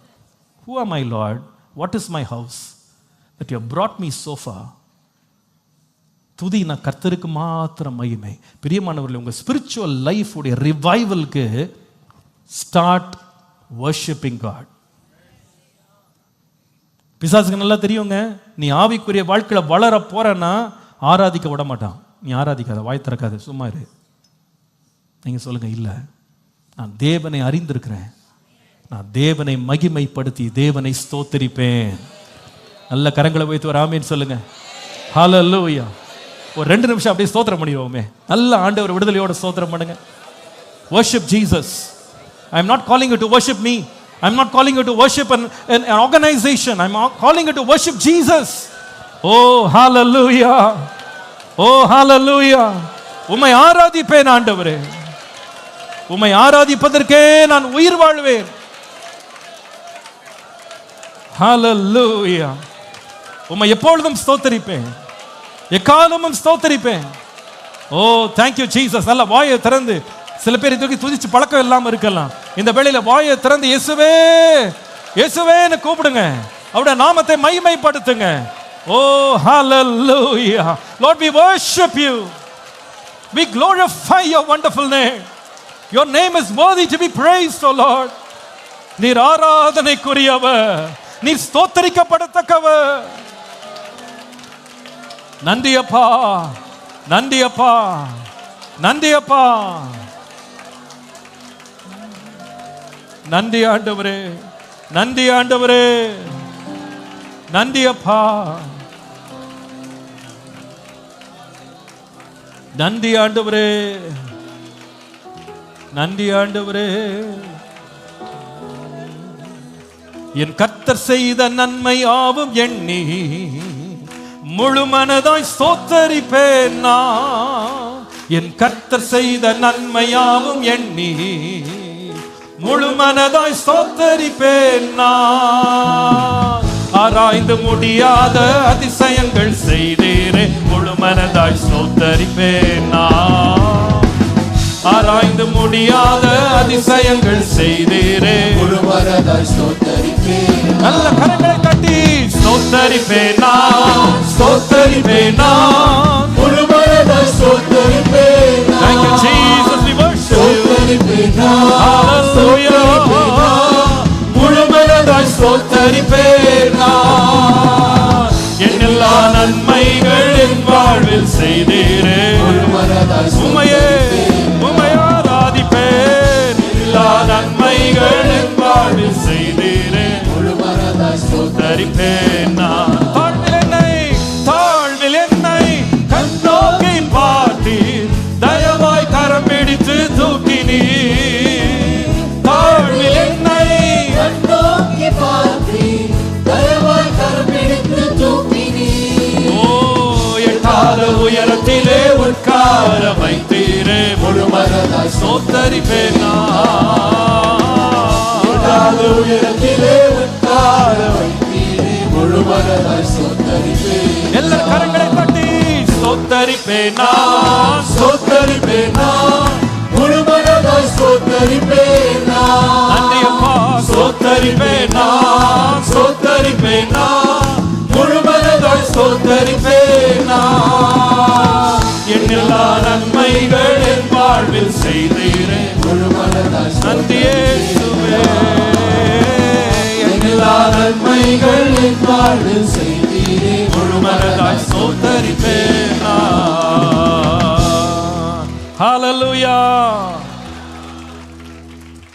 ஆராதிக்கிறது உங்க வாழ்க்கையில ஒரு முக்கியமான அங்கமா வைத்துக் கொள்ளுங்க. I tell you, your dead spiritual life will see life. மரித்து போன உங்க ஆவிக்குரிய வாழ்க்கை உயிர் பெறும். இன்னைக்கு அந்த உடைஞ்சு போன பலிபீடத்தை திரும்ப கட்டுங்க. இன்னைக்கு இங்க இருக்கிற நிறைய பேரு நீங்க கர்த்தரால் மீட்கப்பட்ட நாள்ல நீங்க ரொம்ப மகிழ்ச்சியோடு கர்த்தரை ஆராதிச்சீங்க, இன்னைக்கு விட்டுட்டீங்க. அதை something has stopped your worship. இது பிசாசினுடைய வஞ்சனைன்றதை மறந்துடாதீங்க. ஏன்னா அவன் ஆராதனைக்கு விரோதமானவன். தேவன் ஆராதிக்கப்பட வேண்டிய இடத்துல தன்னை வச்சான். கர்த்தருடைய சிங்காசனத்தை தன்னை வச்சு என்ன ஆராதிங்க அப்படின்னு நின்னா கர்த்தர் தூக்கி போட்டார் அவனை. அன்றைக்கு ஆராதனைக்கு விரோதமாய் செயல்பட்டவன் இன்றைக்கும் ஒவ்வொரு விசுவாசியும் ஆராதிக்கிறத ஸ்டாப் பண்ணுவான், டிஸ்கரேஜ் பண்ணுவான். நீ ஆராதிக்கிறது எதுக்கு ஆராதிக்கிற? எதுக்கு சர்ச்சுக்கு ஆராதிக்கலாம் போற? பிரசங்கம் மட்டும் கேட்க போ, வாயை மூட்டு வந்துரு. இதுதான் நம்மளுக்கு கொடுக்கப்படுகிற வஞ்சனை. உங்களுக்கு பிரியமானவர்களை தாழ்மையா உங்ககிட்ட கேட்கிறேன், உங்க ஸ்பிரிச்சுவல் லைஃப் கட்டப்படணும் நீங்க விரும்புறீங்களா? the first step is to build your mind. build your mind. அந்த மைண்ட் வந்து டார்க்கன் ஆகாம இருக்கணும்னா, அது இருளடைஞ்சு போகாம இருக்கணும்னா, நீங்க தேவனை மகிமைப்படுத்தி ஸ்தோத்திரம் பண்ணுங்க. ஹல்லேலூயா. 10 குஷ்டரோகி சுகமானா, ஒருத்த மட்டும் தான் திரும்பி வந்தான். ஆண்டவர் கேட்டார், எங்கப்பா மீதி 9 பேர் எங்கப்பா, எங்க போனாங்க? ஆமா, நீங்க ஆராதனைக்கு வராத போது கர்த்தர் கேட்பார், எங்க போன நீனு, எங்க போன? வாரம் முழுசும் உனக்கு ஜீவனை கொடுத்து, பலனை கொடுத்து, சத்துவம் கொடுத்து, சம்பளம் கொடுத்து, உனக்கு நல்ல சுகம் கொடுத்து, உன்னை வாழ வச்சிருக்கேன், எங்க போன நீனு? என் ஆராதிக்கிறதுக்கு வரக்கூடாதான்னு ஆண்டவர் கேட்பாரு. இன்றைக்கு ஒரு உணர்வு உள்ளவர்கள் அந்த சபை மாறணும். அடுத்த வாரம் வரும்போது எப்படி வரணும் தெரியுமா? நான் கர்த்தரை துதிக்க போனோம், கர்த்தரை ஆராதிக்க போனோம். பிரசங்க போறது 2வது, அது அடிஷன். கர்த்தர்ட்ட வாங்குறது இல்லை, நான் கொடுக்க போனோம். கர்த்தருக்குரிய கனத்தையும் மகிமையும் ஸ்தோத்திரத்தை நான் செலுத்த வேண்டும். ஹல்லேலூயா. சில பேர், பாஸ்டர் 45 minutes வர்ஷிப்லாம் ரொம்ப லாங், ½ an hour குறுக்கிக்கிடுங்க. நான் உங்கள்கிட்ட கேட்குறேன், வேலை மட்டும் எவ்வளோ நேரம் செய்கிறீங்க ஒரு நாளைக்கு? கேட்டு பாருங்களேன் உங்கள் மேனேஜர்கிட்ட. 8 மணி நேரம்லாம் வேலை செய்ய முடியாதுங்க, அது நியாயமாக இல்லை. நீங்கள் ½ an hour வேலை கொடுங்க. அப்படியா? ½ an hour வேலைக்கு வந்து 1/2 மணி நேரம் சம்பளம் வாங்கிட்டு போன்றுவார். வேலைக்குன்னா 8 மணி நேரம் உடம்பு வலிக்கல, அதில் ஓவர் டைம் வேறு கேட்குறோம். இன்னும் 2 மணி நேரம் போட்டு கொடுங்க. அதுக்கு சண்டை வேறு, எனக்கு ஓவர் டைம் கொடுக்க மாட்டேங்கிறாங்க. ஆனால் ஆலயத்துக்கு வர்றது, கர்த்தர் ஆராதிக்கிறதுக்கு ஐயோ இன்னும் போயிட்டே இருக்குதே. ஆண்டவா இந்த மாதிரி இருக்காதீங்க. கர்த்தரை துதிக்கிறதுல மகிழுங்க. ஹல்லேலூயா. அந்த ஆராதனை உங்களுடைய ஆவிக்குரிய வாழ்க்கையை உயிர்ப்பிக்கும். I want to finish with this practical wisdom to build a spiritual attitude with regards to worship. ஆராதனை என்கிற முக்கியமான பகுதியில் செயல்முறை திட்டங்களை நம்ம ஆராதனைக்காக செயல்படுத்த வேண்டிய 4 ஞானமுள்ள ஆலோசனைகளை உங்களுக்கு வேதத்திலிருந்து கொடுக்கிறேன். Number 1, please write down. I won't explain but just present the thoughts. Number 1, resist every wicked attitude with worship. ஒவ்வொரு பொல்லாத சிந்தனையையும் ஆராதனையின் வழியாக எதிர்த்து நில்லுங்கள். Every wicked and evil thought, resist it with evil, with worship. ஒவ்வொரு பொல்லாத எண்ணத்தையும் ஆராதனையின் வாயிலாக எதிர்த்து நில்லுங்கள். ரோமர் 1:28, தேவனை அறியும் அறிவை பற்றி கொண்டிருக்கவர்களுக்கு மனதில்லாதிருந்தபடியால் தகாதவைகளை செய்யும்படி தேவன் அவர்களை கேடான சிந்தனைக்கு ஒப்பு கொடுத்தார். அவங்க சிந்தனை கெட்டு போகும்போது அவங்க மாத்திரம் தேவனை ஆராதிக்க அவங்க மனசை திருப்பி இருந்தா இருளான இருதயத்தில் வெளிச்சம் பார்த்துருப்பாங்க. ஆனால் இன்னும் அவங்க கேடான சிந்தனைக்கு போனது காரணம் என்னன்னா, தேவனை அறிஞ்ச பிறகும் ஆராதிக்கலை. உங்கள் மனதில் ரொம்ப கெடுதலான எண்ணங்கள், கசப்புகள், கோபங்கள், வைராக்கியங்கள் வருதா? ரொம்ப ஸ்ட்ரெஸ் ஆகுறீங்களா? Don't turn to secular music. இன்றைக்கி நிறைய வாலிப பிள்ளைங்க இந்த ஒரு டிசப்ஷனில் விழுந்திருக்காங்க. என்ன தெரியுமா? I am very stressed pastor, I want to listen to secular music. அதனால் உலக பிரகாரமான சினிமா பாட்டை கேட்குறது, காதல் பாட்டு கேட்குறது, லவ் சாங்ஸ் கேட்குறது, கேபாப் கேட்குறது. They think that it is making them it's healing அப்படின்றாங்க. எனக்கு ரொம்ப ஹீலிங் இல்லை, யூ ஆர் டிசீவ்ட். உன் இருளில் இன்னும் இருளை நீ உள்ளே கொண்டு வருகிறாய். வெளிச்சம் எங்கே இருக்குன்னா தேவ முகத்தில், அவருடைய பிரசன்னத்தில் இருக்கு. நான் உங்களுக்கு அன்பா சொல்கிறேன், ரொம்ப இருள், ரொம்ப வேதனை, ரொம்ப கலக்கம் இருக்கா? Go to the presence of God and worship him. எந்த இருளையும் வெளிச்சமாக்க தேவன் வல்லவர். ஹல்லேலூயா. இதை நான் ஒவ்வொரு முறையும் நான் பின்பற்றி ரொம்ப ஸ்ட்ரெஸ் ஆகிட்டு, நான் ரொம்ப காரியங்களில் எனக்கு தெளிவு இல்லாமல் இருக்கும்போது I just take off and then go and worship Jesus. அவருடைய பிரசன்னத்துக்கு போகிறேன். அவருடைய சமூகத்தில் நித்திய பேரின்பம் உண்டு. ஹல்லேலூயா. இருதயத்தை தெளிவிக்கிறார். அந்த பிரசன்ஸை தேடுங்க. Resist every wicked attitude with worship. Number 2, remember every blessing with worship. நம்ம வாழ்க்கையில் தேவன் அனுபவிக்க செய்கிற ஒவ்வொரு ஆசீர்வாதத்தையும் ஆராதனையோடு நினைவு கூறுங்கள். Remember every blessing you receive with worship. ஒவ்வொரு ஆசீர்வாதத்தையும் ஆராதனையினாலே முடிசூட்டுங்கள். நம்ம சபையில் இந்த பழக்கத்தை நீங்கள் எல்லாரும் பார்த்துட்டு இருக்கிறீங்க. கர்த்தர் கிருபையினால் இந்த ஆலயத்தை கொஞ்சம் கொஞ்சமாக கட்டி எழுப்பணும். ஒவ்வொரு ஸ்டேஜ்லேயும் we drenched it with worship and thanksgiving. இதோடைய ஃபவுண்டேஷன் போடும்போது worship, பில்லர்ஸ் போட்டு முடிச்சாச்சு worship, thanksgiving, ஃபைனல் அது கீழே உள்ள போர் போடுறோம் worship, ஓப்பன் ஏரில் பண்ணோம், ஞாபகம் இருக்கும்னு நினைக்கிறேன். அதுக்கப்புறமா இந்த ஃபஸ்ட் ஃப்ளோர் முடித்தோம். கீழே ஒரே புழுதி தான். அப்போ தான் ஹாஸ்பிட்டலேருந்து வந்திருந்தாங்க. நான் சொன்னேன், இந்த மாதிரி தேங்க்ஸ்கிவிங் வச்சுருக்கேன்ப்பா, ஃபஸ்ட் ஃப்ளோர் முடிஞ்சிருச்சு, நான் வரேன் அப்படின்ட்டு மாஸ்கை போட்டுக்கிட்டு அவங்க அந்த ஒரு ஆக்சிஜன் சிலிண்டரோடு வந்து உட்காந்தாங்க. அதில் ஒரு 50 பேர் தான் கூப்பிட்ருந்தோம். வெறும் லீடர்ஸ், சண்டே ஸ்கூல் டீச்சர்ஸ் கொஞ்சம் பேர் மட்டும் தான் வந்தாங்க. கீழே நடந்துச்சு. அது திரும்ப ஆண்டவர் கிருபையில் இந்த ஹால் ஃபுல்லாக முடியலை, தளம் போட்டு முடித்தோம். அப்போது இங்கே இந்த சுவர்லாம் கிடையாது, பெரிய ஹாலாக இருந்துச்சு. ஞாபகம் இருக்குன்னு நினைக்கிறேன் உங்களுக்கு. எந்த சுவருமே கிடையாது இது. But we had a Thanksgiving. அதுக்கும் அப்பா உட்காந்துருந்த நீங்கள்லாம் பார்த்தீங்கன்னு நினைக்கிறேன். அவ்வளோ சிக்னஸில் அவங்க உட்காந்துருந்தாங்க. ஆண்டருக்கு நன்றி சொல்லணும். இந்த ஹால் முடிஞ்சது, தேங்க்ஸ்கிவிங். மேலே பால்கனியை முடித்தோம், தேங்க்ஸ்கிவிங். ஓப்பன், மேலே கூரையே இல்லை, ஆண்டருக்கு நன்றி சொல்லுவோம். கொடுத்ததுக்கு நன்றி. கூரை போட்டோம், தேங்க்ஸ்கிவிங். இப்போ ஒன்று முடிய தேங்க்ஸ்கிவிங் கொடுத்துட்டே இருக்கோம். இப்போ ஆகஸ்ட் 13th ஒரு தேங்க்ஸ்கிவிங் இருக்குது. கர்த்தர் இது வரைக்கும் நடத்தினார். ஒரு ஹாலை முடிக்க வச்சிருக்காரு. போதும், நம்ம ஆண்டருக்கு நன்றி சொல்லுவோம். எவ்வளோ முடிஞ்சாலும் நன்றி. தேவனுக்கு நன்றி பலிகளை ஏறெடுக்கணும், ஸ்தோத்திர பலிகளை ஏறெடுக்கணும். இன்னும் அடுத்த வருஷம் இன்னொரு தேங்க்ஸ்கிவிங் வச்சுருக்கேன். முழு பில்டிங் முடிஞ்ச உடனே ஒரு தேங்க்ஸ்கிவிங் பண்ணணும். பில்டிங்காக மாத்திரம் இல்லை, ஒவ்வொரு நாளும் ஆண்டருக்கு தேங்க்ஸ் கொடுக்கணும். கர்த்தர் நமக்கு செய்த ஒவ்வொரு நன்மையும் மறக்காம நன்றி சொல்லணும். இன்னைக்கு நிறைய பேர் ஏதாவது கெடுதல் நடந்தால் கர்த்தர் மேலே பழிவு போட்டுறது, கர்த்தருக்கு கண்ணே இல்லைன்றது, ஆண்டு எனக்கு ஒன்றுமே செய்யலை. ஏதாவது நல்லா நடந்தால் நான் தான் நல்லா படித்தேன் தெரியும், எனக்கு அப்போயே படிக்கும் போதே தெரியும், நான் வாங்கிடுவேன்னு தெரியும். மொத்த கிரெடிட்டையும் தங்க மேலே எடுத்துக்கிடுவாங்க. 103ஆம் சங்கீதம் 1-2 வசனங்களை நம்ம எல்லா ஆராதனையிலும் நம்ம சொல்கிறோம். என் ஆத்துமாவே கர்த்தரை ஸ்தோத்திரி, என் முழு உள்ளமே அவர் பரிசுத்த நாமத்தை ஸ்தோத்திரி, என் ஆத்துமாவே கர்த்தரை ஸ்தோத்திரி, அவர் செய்த சகல உபகாரங்களையும் மறவாதே, அவரை துதி. Remember every blessing with worship. Number 3, respond to every constraint with worship. ஒவ்வொரு நெருக்கடியையும் ஆராதனையோடு பதிலளிங்க. என்ன நெருக்கடி லைஃப்ல வந்தாலும், எவ்வளவு இடர்கள், எவ்வளவு பிரச்சனை, போராட்டம் வந்தாலும் முறுமுறுக்காதீங்க, சோர்ந்து போகாதீங்க, ஆராதிங்க. அப்போஸ்தலர் நடபடிகள் 16ஆம் அதிகாரம் 22-25 பவுலுக்கும் சீலாவுக்கும் விரோதமாக ஜனங்கள் கூட்டம் கூட்டிட்டாங்க. அவளுக்கு விரோதமாக எழும்பினாங்க. அதிகாரிகள் வந்து அவங்க வஸ்திரங்களை கிழித்து போட்டு அடிச்சு, அநேக அடிகள் அடிச்சு சிறைச்சாலையில் போட்டு உள்காவல் அறையில் கொண்டு போய் அவங்கள அடைச்சு வச்சாங்க. 25ஆம் வசனத்தில் நடு ராத்திரி அடி வாங்கி, சாட்டைகளால் அடித்து, வார்னால் அடிக்கப்பட்டு, காலை தொழுமரத்தில் மாட்டி விட்ட இந்த மக்கள் நடு ராத்திரியில் ஜெபம் பண்ணி தேவனை துதித்து பாடினார்கள். Don't expect or wait for the seasons to become better to start your worship. உங்களுடைய சூழ்நிலைகள்லாம் சரியான பிறகு நான் ஆராதிப்பேன் கிடையாது.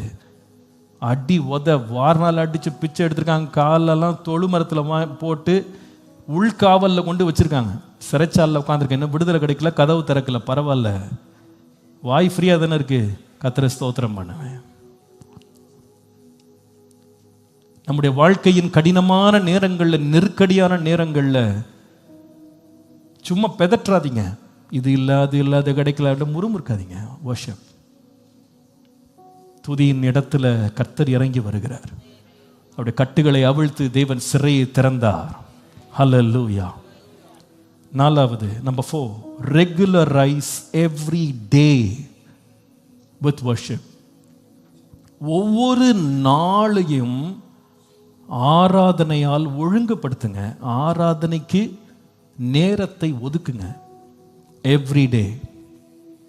தானியேல் 6ஆம் அதிகாரம் 10ஆம் வசனத்தில், தானியேலோ வென்றால் அந்த பத்திரத்திற்கு கையெழுத்து வைக்கப்பட்டதென்று அறிந்த போதிலும் தன் வீட்டுக்குள்ளே போய் தன் மேல் அறையிலே எருசலேமுக்கு நேராக பலகணிகள் திறந்திருக்க அங்கே தான் முன் செய்து வந்தபடியே தினம் 3 வேளையும் தன் தேவனுக்கு முன்பாக முழங்கால் படியிட்டு ஜெபம் பண்ணி ஸ்தோத்திரம் செலுத்தினான்.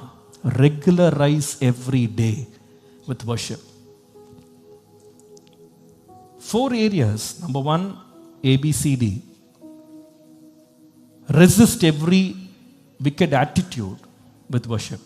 தவறான எண்ணங்கள் உள்ளே வரும்போது ஆராதனையால் அதை எதிர்கொள்ளுங்கள். B, remember every blessing.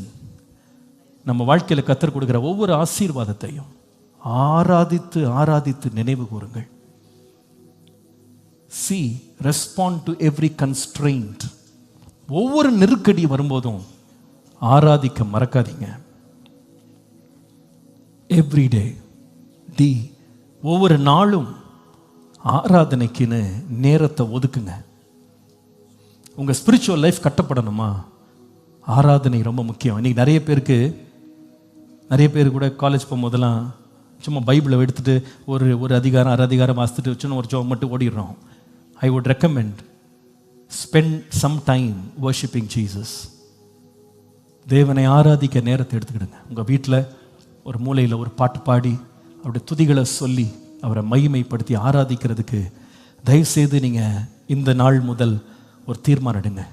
குடும்பமாக ஆராதிங்க. இங்கேயும் ஆண்டவர் கிருபையினால டெய்லி 3 வேளை ஆராதிக்கிறோம். கர்த்தர் செய்கிற கிரியைகளை நான் பார்க்குறேன். அவருடைய மகிமை இங்கே இருக்கிறத நான் பார்க்குறேன். சமீபத்தில் இந்த சவுண்ட் சிஸ்டம்லாம் போடுறதுக்கு வெளிநாடுகள்லேருந்து டெக்னீஷியன்ஸ்லாம் வந்திருந்தாங்க. அதில் ஃப்ரான்ஸ்லேருந்து ஒருத்தர் வந்திருந்தார். அவர் தேவனை அறியாத ஒரு மனுஷன். அவருடைய கம்பெனியை வந்து அவர் ஸ்பீக்கர்ஸ் போடணும்னு சொல்லி இந்த இடத்த சுற்றி பார்க்க வந்தாங்க. அப்போ அந்த இடத்துல மேலே ஜெப சத்தம், ஒரு பக்கம் துதி சத்தம் கேட்டுக்கொண்டிருக்கு. அவர் உள்ளே வந்துட்டு சொன்னார், நான் எத்தனையோ அரீனாஸ்க்கு உலகத்தில் நான் போயிருக்கேன், டிசைன் பண்ணியிருக்கேன், ஆனால் இந்த இடத்துல வந்து ஏதோ ஒரு எனர்ஜி இருக்குது சார் அப்படின்னு சொன்னார். நான் சொல்கிறது எனர்ஜி இல்லை, தேவ பிரசன்னம் அங்கே இருக்குது, அவ்வளோதான். அது ஒரு தேவனை அறியாத ஒரு மனுஷன் அந்த சாட்சியை சொன்னார். எப்போ தெரியுமா? கர்த்தரை துதிக்கும் போது அவர் பிரசன்னம் அங்கே இருக்கு. 2 பேர் என் நாமத்தினாலே ஒருமனப்பட்டு நீங்கள் கூடிட்டீங்கன்னா அங்கே நான் இருக்கிறேன். என் நாமம் பிரஸ்தாபப்படுத்தப்படுகிற எவ்விடத்திலையும் நான் வந்து உங்களை நான் ஆசீர்வதிப்பேன். இது வரைக்கும் நீங்கள் பல காரியங்களுக்கு நீங்கள் நேரம் ஒதுக்கியிருக்கலாம். நான் உங்களுக்கு அன்பா சொல்கிறேன், எவ்ரி டே தேவனை துதிக்கிறதுக்கு ஒரு டைம் செட் பண்ணுங்க. அதுக்காக கொஞ்சம் சீக்கிரம் எழும்புங்க. I want to worship Jesus. வேணா மொட்டை மாடி கூட போயிட்டு தனியாக நீங்கள் ஆண்டரை துதிக்கணும், துதிங்க. எவ்ரி யங் சைல்டு, உங்களுக்கு நான் அன்பாக சொல்கிறேன், வாலிப பிள்ளையே, உங்களுடைய ஸ்பிரிச்சுவல் லைஃப் வந்து ரிவைவல்குள்ளே வரணும்னா start lighting up the burner of worship. உன் வாழ்க்கையில் அந்த ஒரு பகுதியை கொஞ்சம் எழுப்புங்க, அதை பற்ற வைங்க. அது அணிஞ்சு போய் ரொம்ப நாள் ஆச்சு நிறைய பேர் லைஃப்பில். No worship. வாயை அடைச்சிட்டோம், மனசை அடைச்சிட்டோம். Let it light up again. இன்றைக்கு திரும்ப எழும்பட்டோம். நம்முடைய வாழ்க்கையில் எழுப்புதல் நக்கினி பிடிக்கட்டும். உள்ளே உட்காந்துருக்கோம், வெளியே உட்காந்துருக்கோம், எல்லாருக்கும் நான் அன்பாக சொல்கிறேன், யாரோ ஆராதிக்கிறத உட்காந்து அப்படியே நீங்கள் உட்காந்து கேட்டுட்டு இருக்கிறத ஸ்டாப் பண்ணிட்டு நீங்கள் ஆராதிங்க. நீங்கள் ஆராதிங்க, கர்த்தரை மைமைப்படுத்துங்க. எவ்ரிடே, எவ்ரி கன்ஸ்ட்ரெயின்ட், எவ்வளவு கஷ்டங்கள் வந்தாலும் ஆராதிப்பேன், எவ்வளவு ஆசீர்வாதம் பெற்றாலும் ஆராதிப்பேன், என் சிந்தனை எல்லாம் மழுங்கி போகும்போது ஆராதிப்பேன்.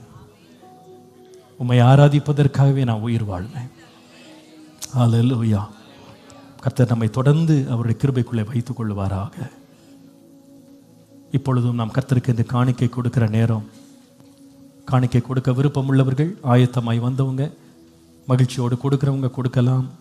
நாம் ஜெபம் பண்ணுவோம். ஆண்டவரே, எங்களுக்கு நீ தந்த ஆசீர்வாதங்கள் இருந்து உமக்கு நாங்கள் மனப்பூர்வமாய் கொடுக்கிறோம்.